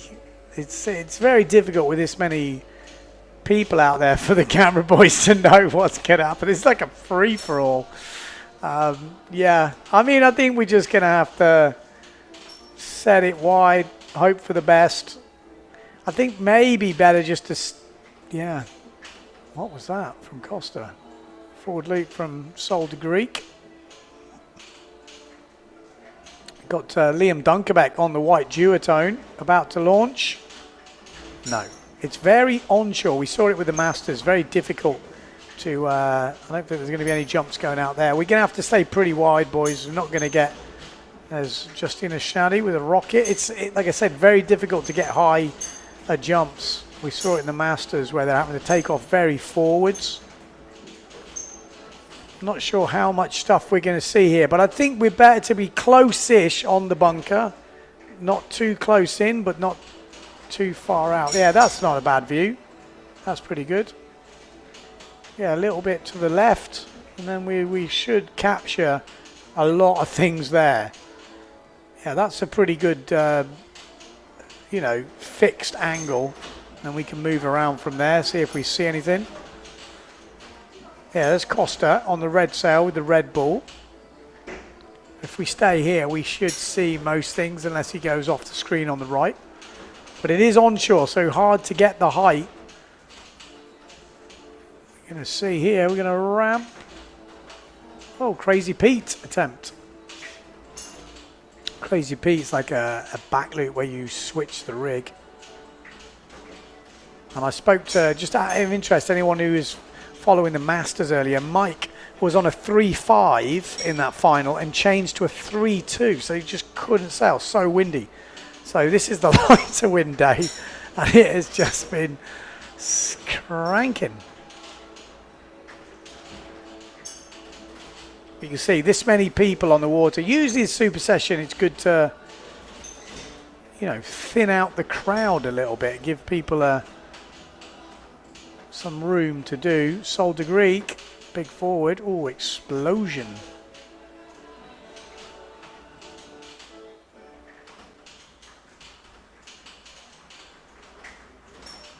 Dido Moreno, keep an eye on her.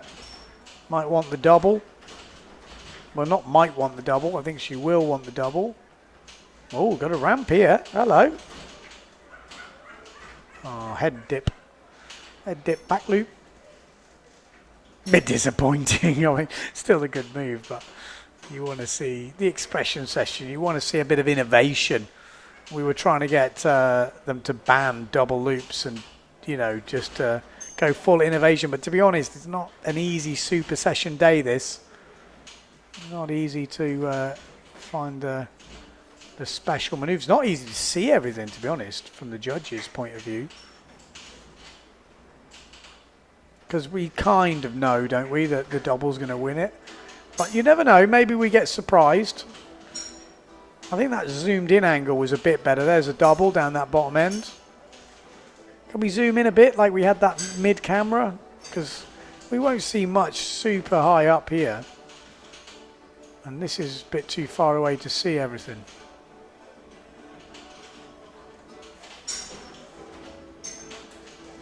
Okay. Can we zoom in a little bit? Just cut off that top bit. We don't need the top bit. The rest can be zoomed in. Yeah. You can probably go a bit wider than that, but just you don't need that very top bit where there's no waves.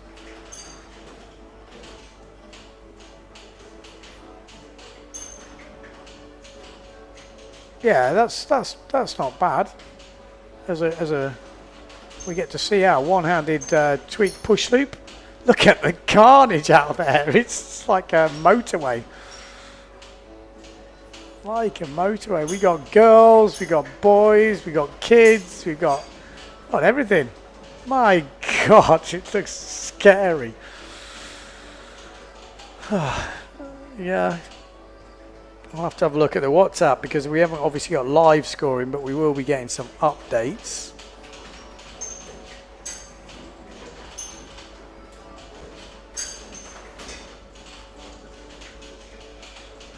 Okay, updates incoming apparently. Oh, that was actually pretty cool. Would have been like a push loop Shaka. Dida 1, Justina 2, Sol 3, Closter 1, Takuma 2, Liam 3.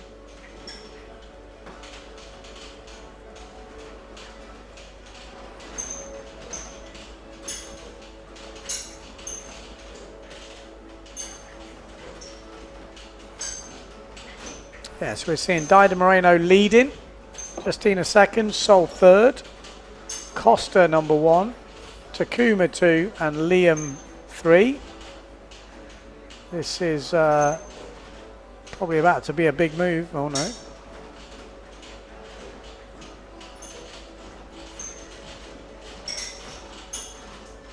Oh, God, what happened there? Looks scary on the inside. Look at it. It's fucking rammed. Back loop from Pauline.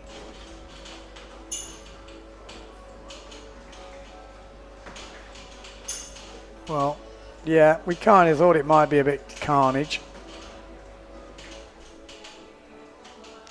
Died a back loop. Justina tabletop forward. Sol double try. Costa double coming in maybe. Takuma double, Liam double.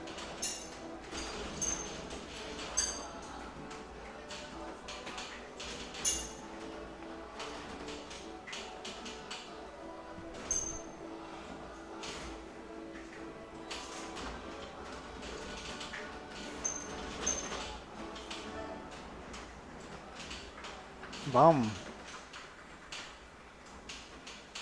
Oh, some explosions down that bottom end.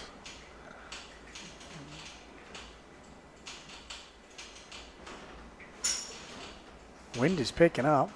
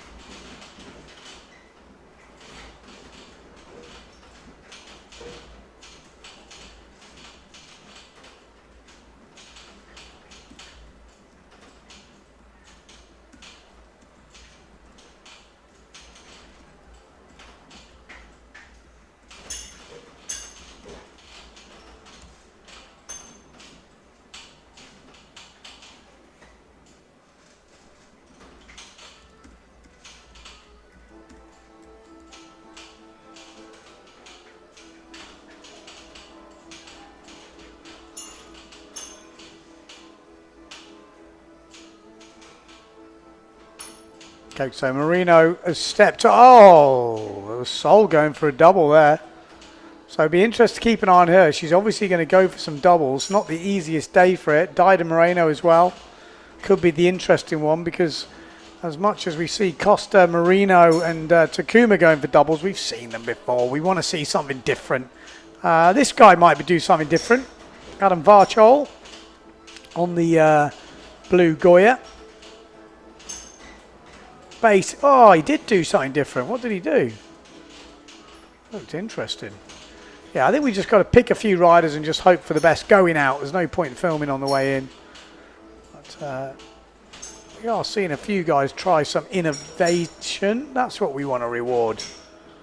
But we're not the judges here. The judges seem to be... Oh, tabletop back loop from Samuel Ferraro just crashing out. There's Sol de Greek.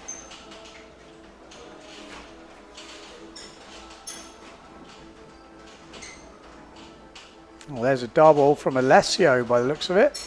Or is that, if that was, unless that was Dida Moreno.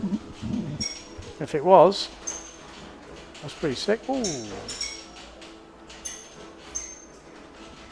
Takuma Sugi.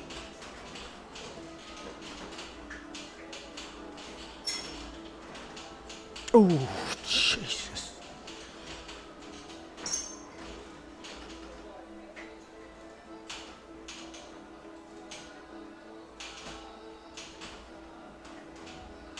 Alessio doubles moved them up into third place. So it does look like it's going to be just a double fest. Whoever does the best double, which is a shame. I wanted to see something a little bit different. I always feel like these expression sessions, we should just ban the double. And then we can kind of maybe get them to push a little bit for something slightly different.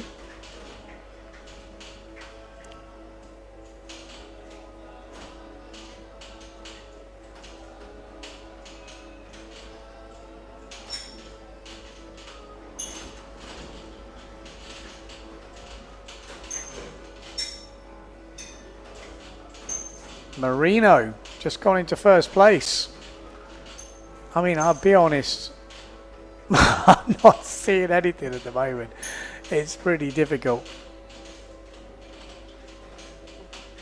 Yeah, so Takumi is not in third place as far as I understand it. It's Takuma Sugi, but I'm sure that'll be updated soon.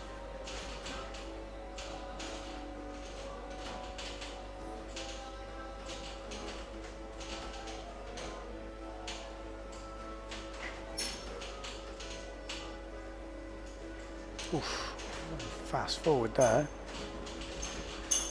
I think that's maybe the place to stay, just in case. We've got to be lucky if you catch or something, but Sammy Ferreira has been trying a few different things, trying a few tabletop back loops, which I think is interesting. Here we go, no.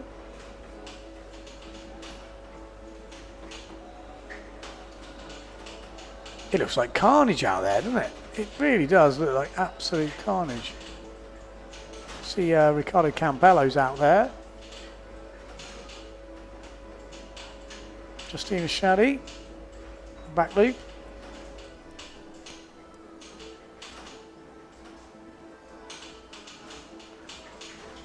Yeah, I feel like safe, solid moves that you can already do. It's not where we want to go in an expression session. It needs to be an expression. Something a little bit rad, something a bit different. Landing not totally marked, you know, something different to actual competition. That's what I would vote for. Let me know in the comments below what you want to see in these type of expression sessions, because ideally this is for the public. So it'd be interesting to hear your thoughts if you've got any at home.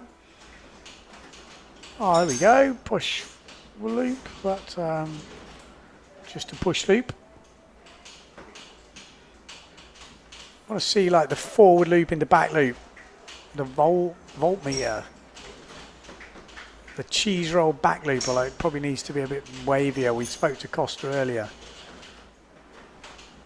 And maybe, I think if we hadn't have had such a long week, it might be a few rounds of double loop from Tom Air there, but it might have been a few different rounds. It's pretty hectic when it's like this. Sol de Greek maybe. The double. One of the girls gets the doubles. I think the girls, if they want to do a double, we could put them out on their own.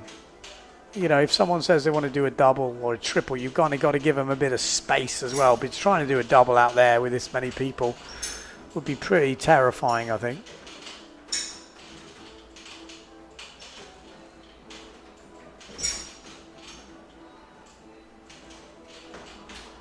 Chris says he wants to be wowed. Are you easily wowed, Chris?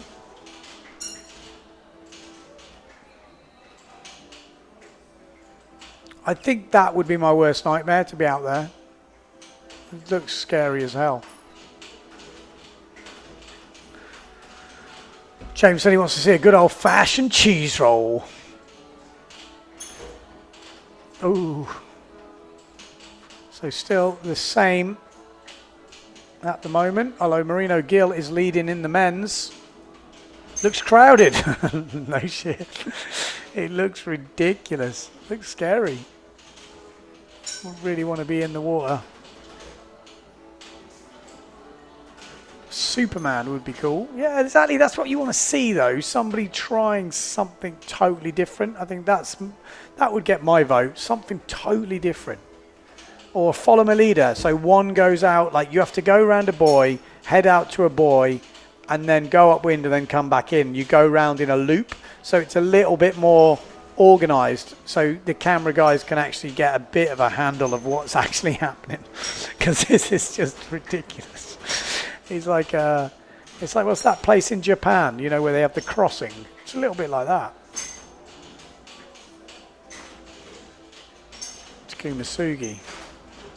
Got for us.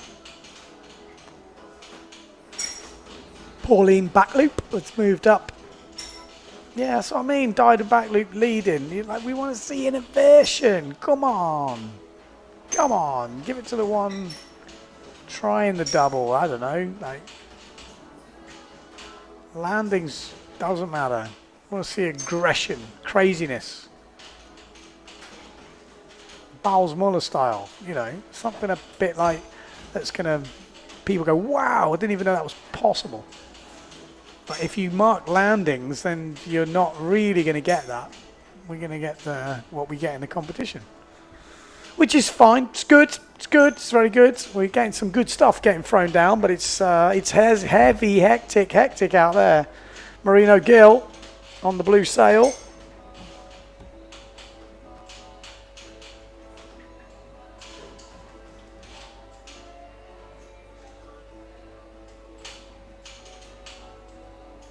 Nice one-footed backy. And don't get me wrong, if we hadn't been competing all week, I'd be happy to see anything, but we've been doing 9 days of action, so now I want to see something different. Come on, someone. Something different.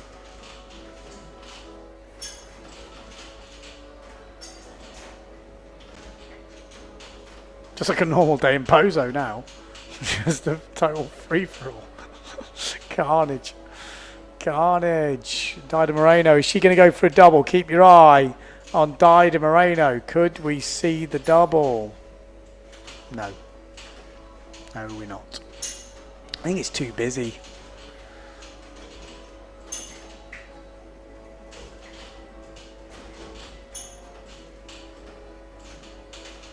Sail fin cut. You want to see the old Neil Pride video? The Vault Water. Yeah, the Vault Water.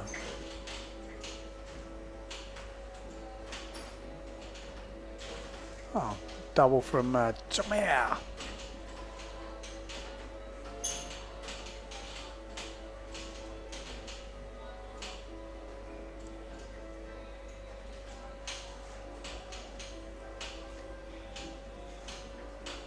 Oh.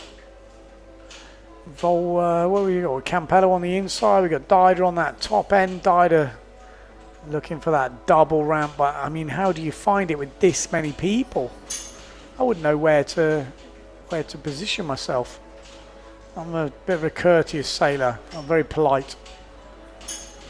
I'd be scared I was going to hit someone. Here we go. Dida Moreno down this bottom end on the Bruges sail. Are we going to see a double? She's in the right ballpark down there. Is she going to get a ramp? Maybe. Maybe not. No.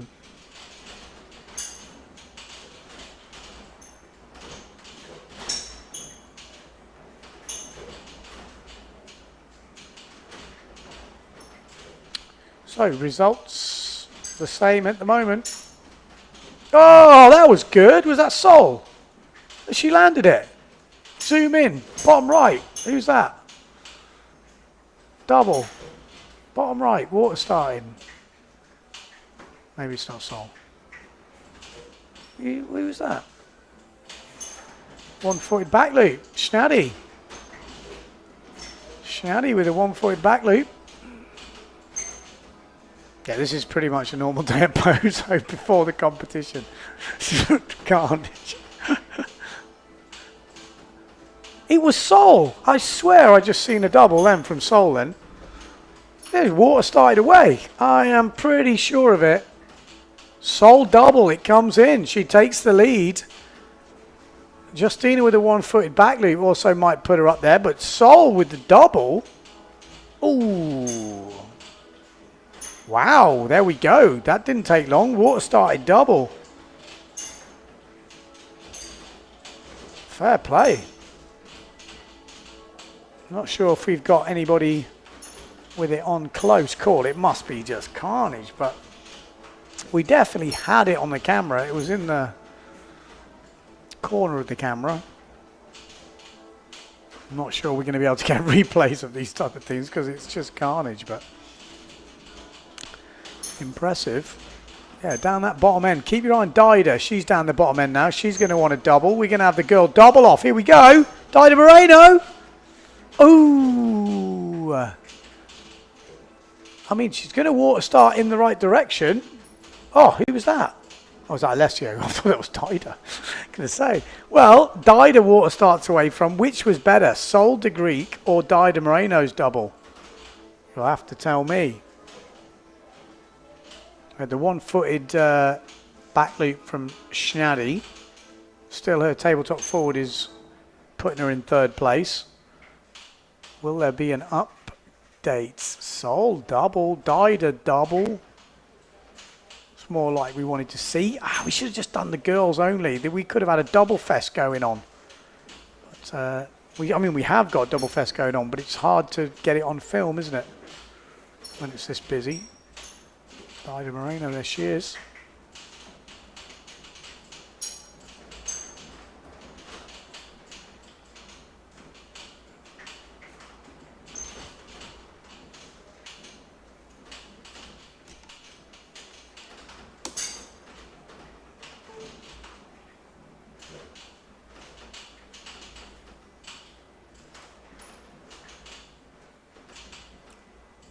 Well, we've got about 5 minutes left in this. So we've seen a wet double from Sol de Greek and Dida Moreno. Let's show Sturridge on this inside. Oh, just crazy crash there. Quite sure. I think it was Sol. Oh, Dida's going to the lead. Has she? Dida double. Apparently, was better than Sol's double. Ricardo's double's gone on to the top. Oh, what was that? Who was that with the double? Oh, you couldn't see. Everything's happening so fast.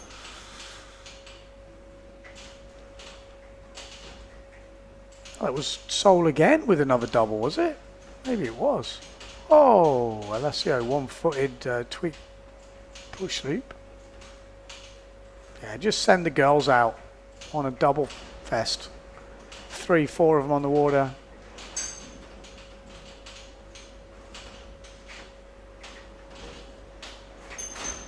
Carnage.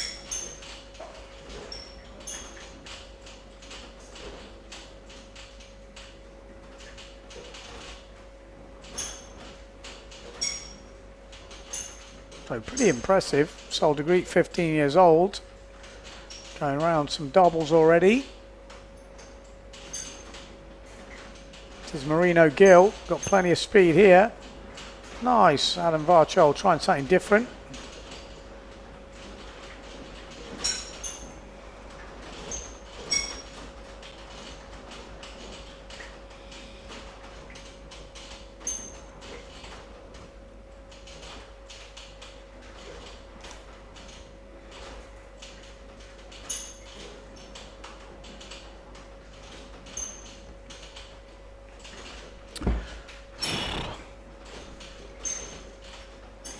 Yeah, just a massive free-for-all.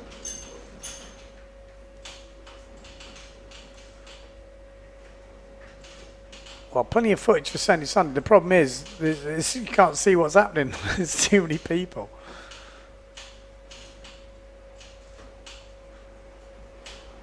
Oh, down that bottom end.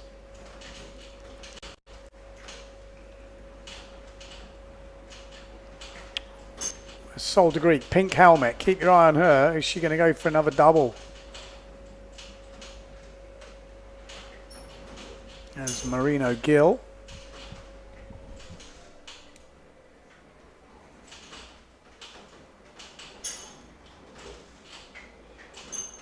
So I think so far we've got double, double, double, double, double. Oh, that was Sol de Greek again. I think we need to get in on her. She's definitely the one who's, her and Dida, definitely interesting. One-handed.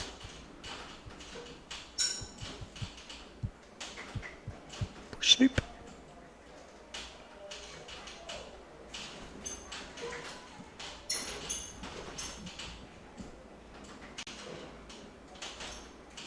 Dida.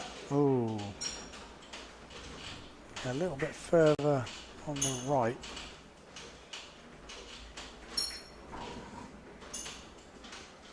There's Sol de Greek with the pink helmet. He's tried a few doubles now. Not scared, lost the fear factor.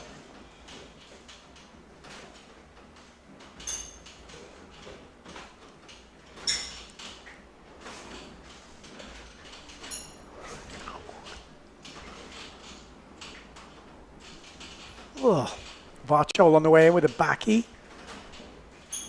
Is sure no.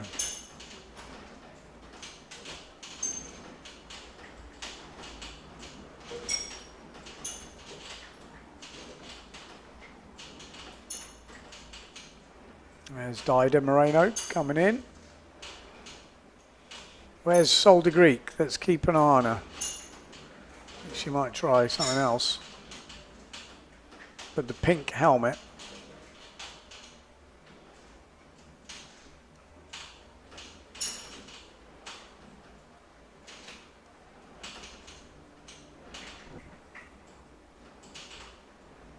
Well, there she is on the inside. There she is. Pink helmet. Follow her. Follow that girl.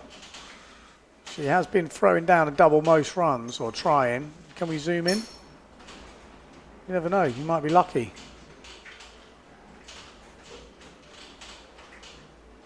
Oh. Oh, no, no, no. Where are you gone?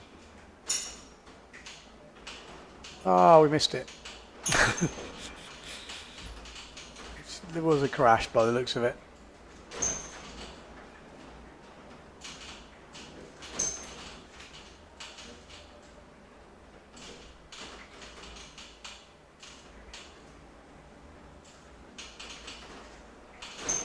Tried it.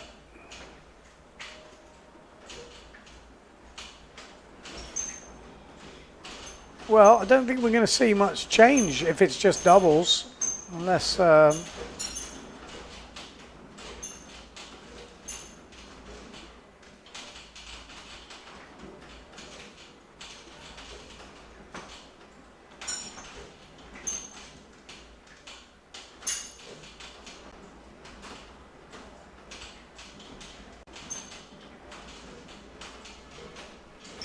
okay, that sounds like it was the end of the heat. So, like I said, it is a bit carnage out there.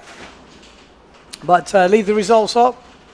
Dida double. Looks like she's going to win the women's.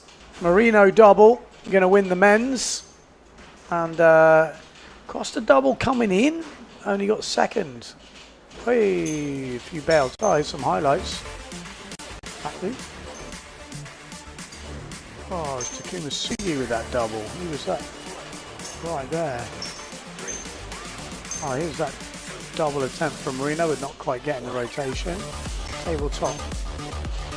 Sol, that was her first one. Alessio. Backy from Liam. I think we should have come just for the highlights, and that was the double that won it. Marino Gill. One-handed push loop. Adam Varchol.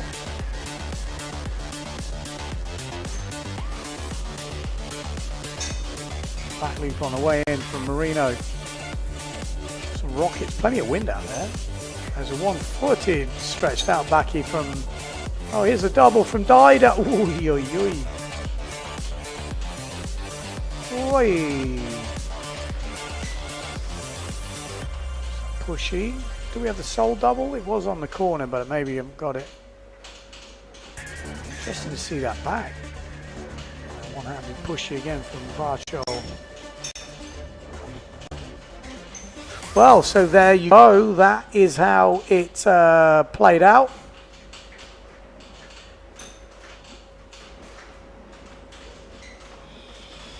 Marino Gill taking the super session, and Dida Moreno on the other side of that taking her super session. Costa in second, Ricardo in third, Sol in second with a double attempt, and Justina in third. So, as far as I understand it, that will be it. Let me, yeah, let me make sure before we say anything. But it has been a long old week, but we are finally at the end. It's been a great competition. Let me just, oh no, I pressed the wrong button.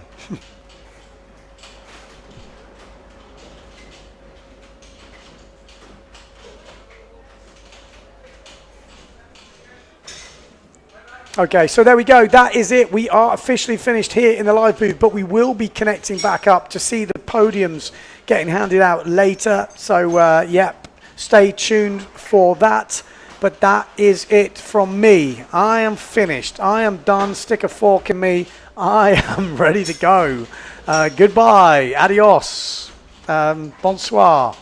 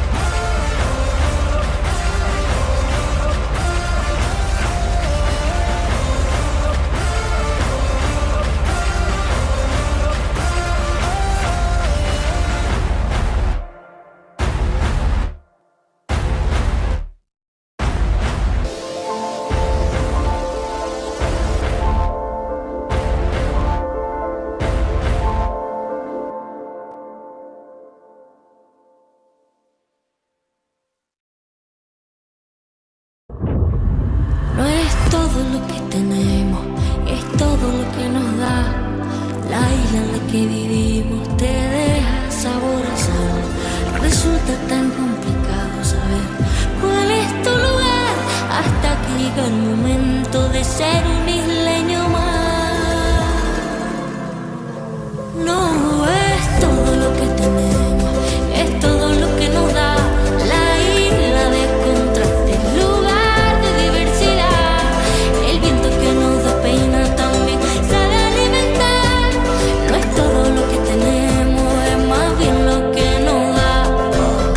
La herencia de un pueblo de nobleza y fuego, la fuerza del mar, la tierra y el cielo, diversa belleza humana y salvaje, su mágica esencia, su gente y paisaje, fuente de energía limpia y soberana, tanta riqueza que nutre y que sana, en nuestras manos nuestra libertad, isla de fortuna que tanto nos La da. isla de buena gente, tierra sagrada, sol que me ampara. La isla que a mí me cuida, el mar que sirve de puente no es la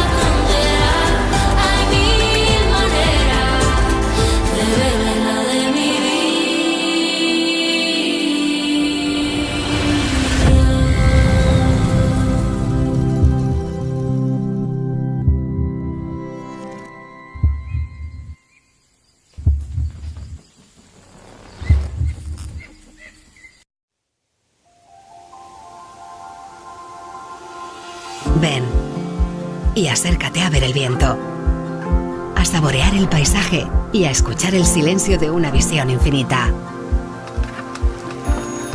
Ven y acércate a sentir el amanecer de nuevos pensamientos que te nacen dentro cuando descubres que estar aquí es querer estar aquí. Santa Lucía es querer estar, querer ser y no poder dejar de hacer hoy las cosas que ayer quedaron para mañana.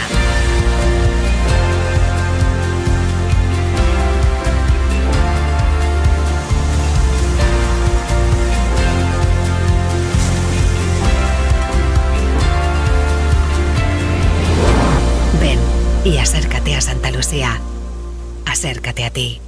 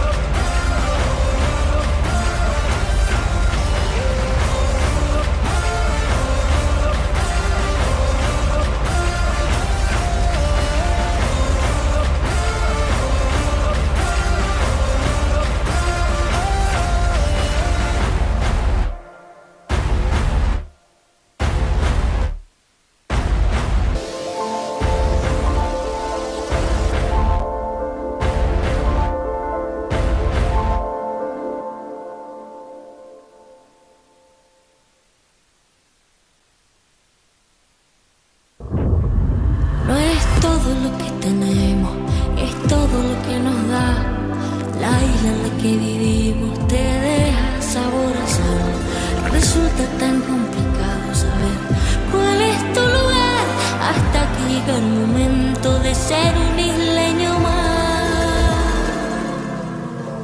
No es todo lo que tenemos, es todo lo que nos da la isla de contraste, lugar de diversidad, el viento que nos despeina también. No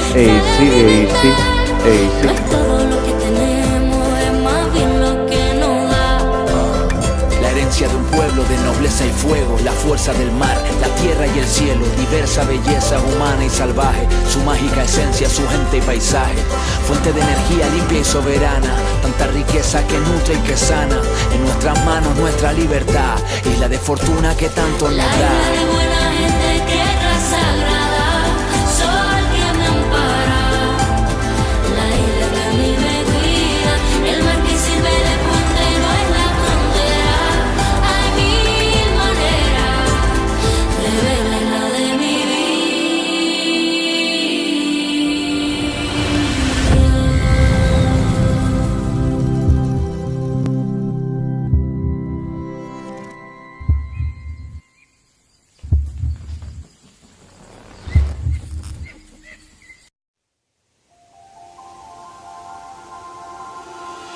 Ven y asómate a ver el viento, a saborear el paisaje y a escuchar el silencio de una visión infinita. Ven y acércate a sentir el amanecer de nuevos pensamientos que te nacen dentro cuando descubres que estar aquí es querer estar aquí. Santa Lucía es querer estar, querer ser y no poder dejar de hacer hoy las cosas que ayer quedaron para mañana.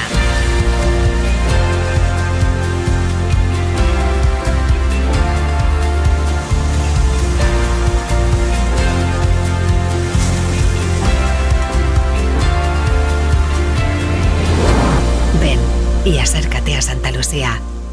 Acércate a ti.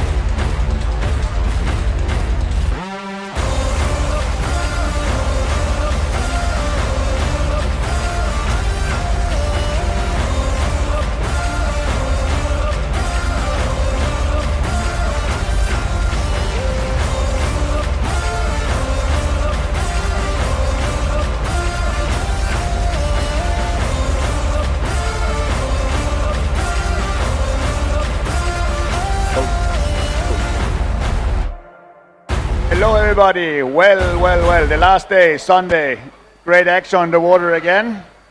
We're gonna do our daily winners. We're gonna start off with the juniors.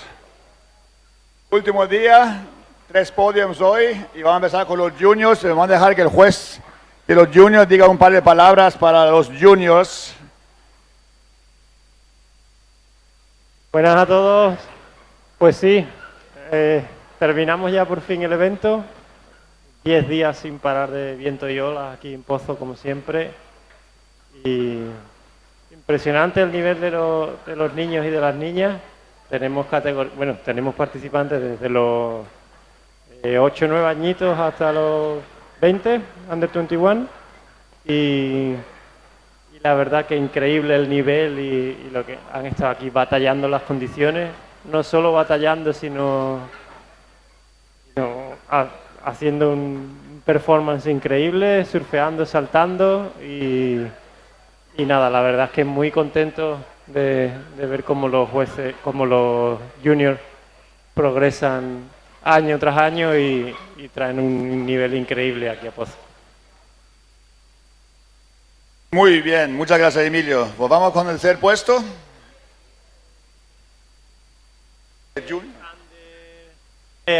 Hoy terminamos under 13.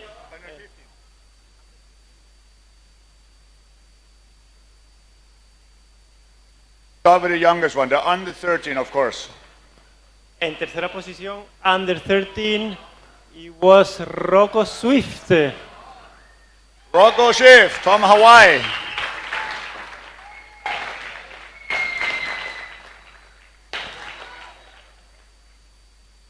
Where is Rocco? Anyone seen Rocco?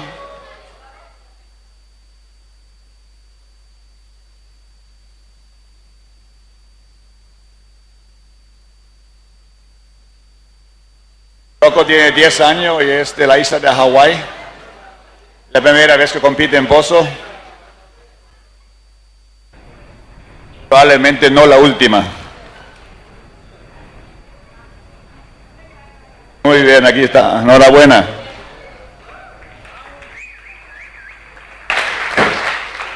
Y en segunda posición.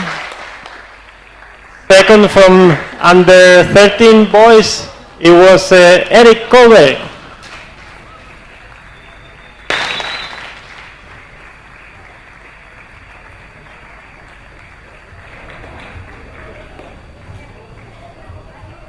And in first place we have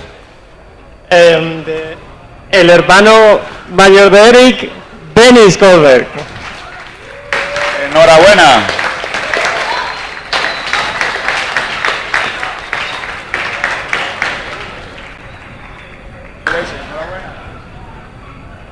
The youngest, the future of windsurfing.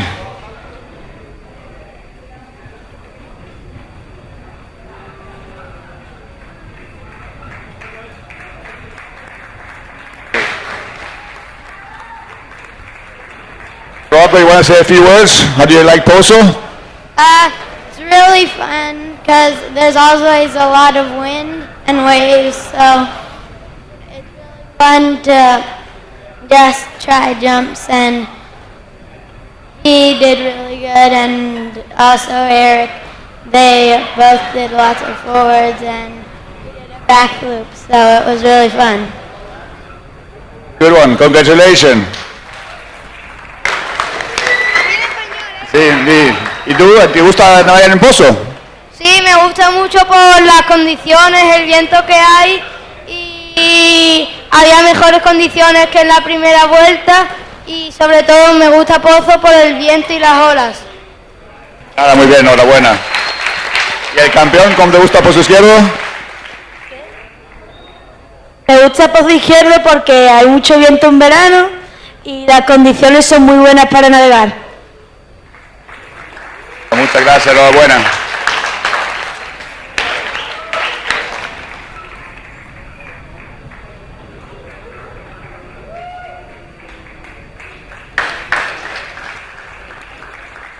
And we go to the under 15 category.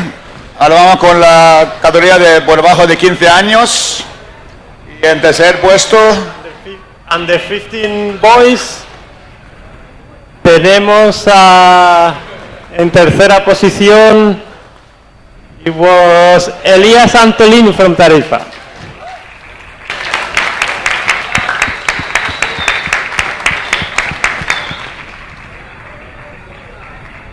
En segunda posición, viniendo desde un poco más lejos aún, Koa Fabio de Hawái.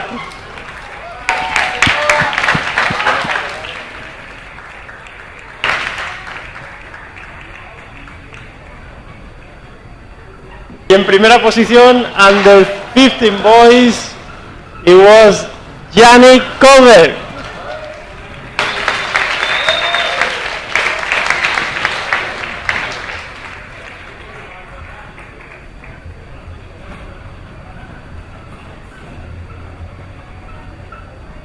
Great job, boys. Buen trabajo, buena semana dura.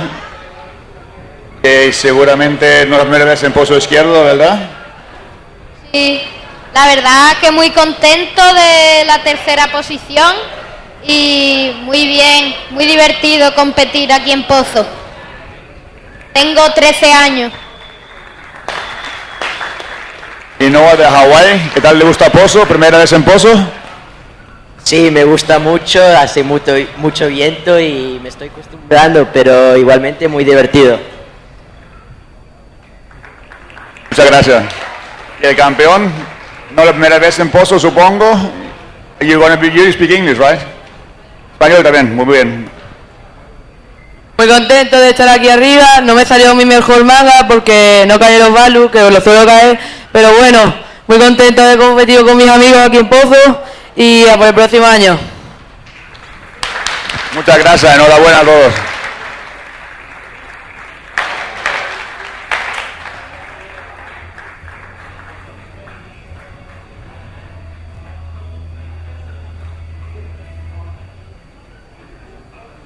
Right, and thank you very much. Muchas gracias, enhorabuena.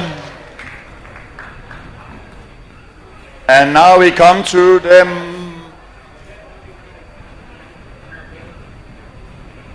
the girls under 15 is the next one on the podium, and we have.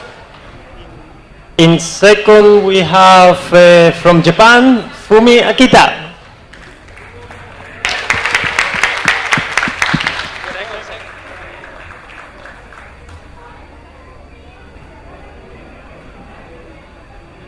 And in first place, under 15 girls, a girl which is by now is a kind of even local at Pozo. She's here every day sailing 1 million hours in the water. Trine Govish.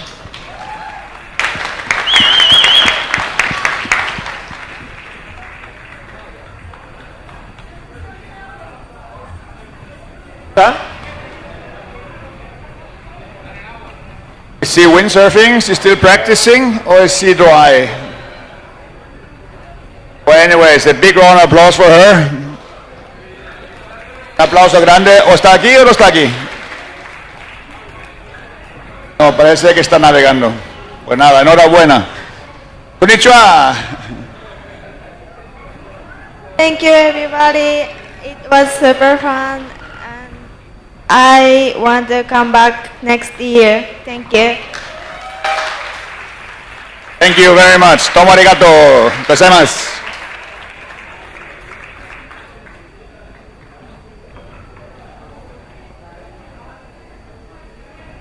Y por el próximo podium, los Masters por encima de 45, los top 4. Top 3, top 4, top 3. Now you have the Masters over 45 category, and the top 3 are Tony Pilluan from Spain, third position.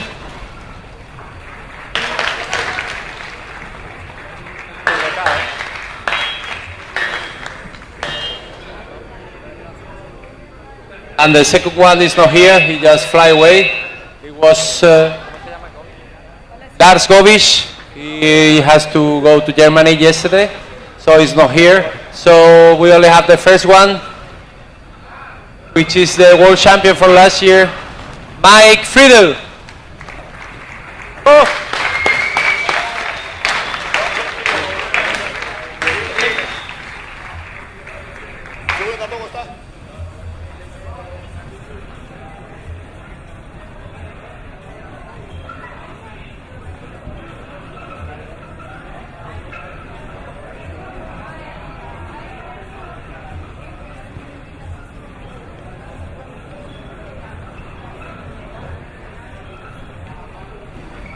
So we only have Mike in first place. Our local from Pozo, Izquierdo, and I'm sure he wants to say a few words. Mike es local aquí de Pozo, Izquierdo, y seguro que dice un par de palabras para nosotros. I will do it in English so everybody understands. Thanks a lot to the organization, to Björn, to pulling out this event. It was a crazy event, nuclear wind all the time. And I'm really happy to be on the podium here, and more happy I'm to be able to compete with my son, who did really well this year, Mike Jr. He had the best results ever, so it's really nice that you can have this combination with masters and juniors competing together and having fun. And that's all about, to have fun and enjoy the conditions, also in this age where I am. Thanks a lot. Thank you very much, Mike. Congratulations.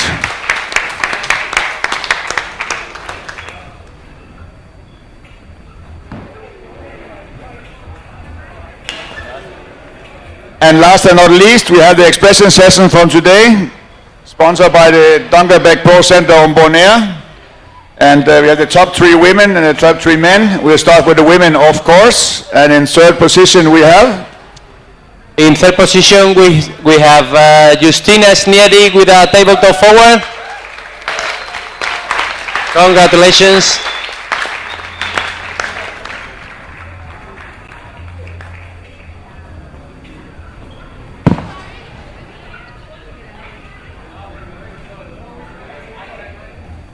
In second place, we have Soldi Greek with a double forward. Not fully cleaning, but it was really nice. Good attempt.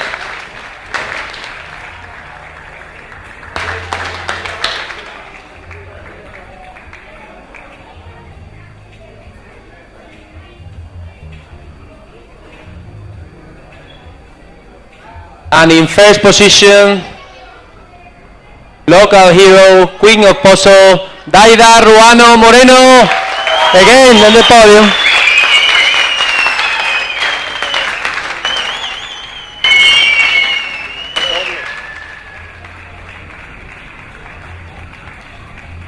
Double forward for Daida, almost full lender.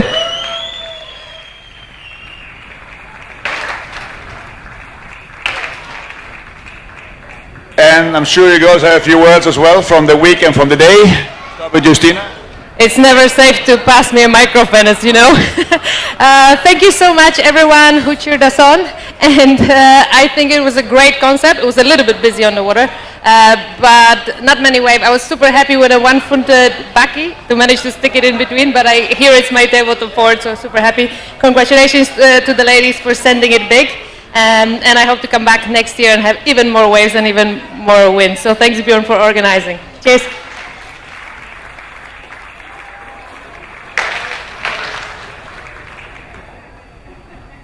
I'm pretty happy with the second stage in the expression session. I've been trying doubles since Easter holidays, and it's really nice to push together for the double forward, and I'm really happy that I could water start one today. Pues muchísimas gracias por venir a ver este gran show de hoy. Gracias a la organización por hacerlo posible, a todos los patrocinadores, a los jueces por estar ahí toda la semana a pie de cañón.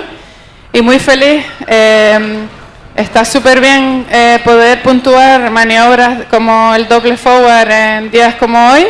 Aunque no lo aterricemos perfecto, es la manera para que las mujeres sigan empujando fuerte hacia arriba y seguir mejorando nuestro nivel. Así que gracias y a seguir. And Enhorabuena, congratulations. Keep pushing, girls. Very good. And now we come to the men's ranking, and we have in third position. In third position, we have really 20 times hero, 25 from when he was young. Ricardo Campello with a double forward.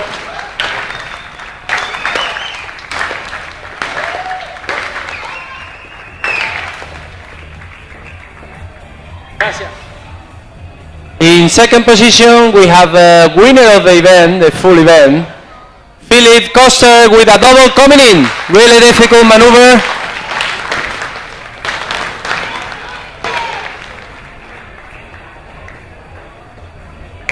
He was ready with the helmet to do the triple, but it was too busy in the water, I think. And the first one, with a really stalled double, get 9.75 points. Barino Gil! Woo!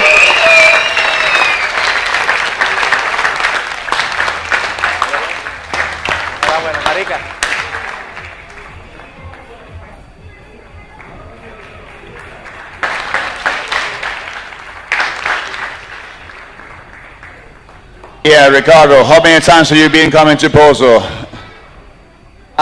25 years, I think, 24, since I was maybe 15, 16, and hoping to come back maybe next year. And once again, thanks Bjorn for organizing it. Thanks to all the judges for spending hours watching us, and it's great to be here, and congrats to these legends and to all the winners of the competition as well. Thank you very much. Yeah, very happy with today's super session. Bit messy out there, but still happy to get second place. So thank you very much for this event, Bjorn, and all the ones organizing it, and judges and everyone. So yeah, stoked, and can't wait for next year. I think everyone is pushing, and it's really fun. Thank you very much. Bueno, yo quiero darle las gracias a todo el mundo por organizar este evento, sobre todo a Bjorn, a toda la organización, a los jueces, a la PWA, y bueno, muy contento de poder hacer esta super session en el último día del evento. Nada, felicidades aquí a todos los competidores y a todo el mundo, la verdad que ha sido un evento increíble, y bueno, gracias y espero verles el año que viene. Thank you very much, muchas gracias, enhorabuena y hasta pronto. I want to thank all the public for watching us.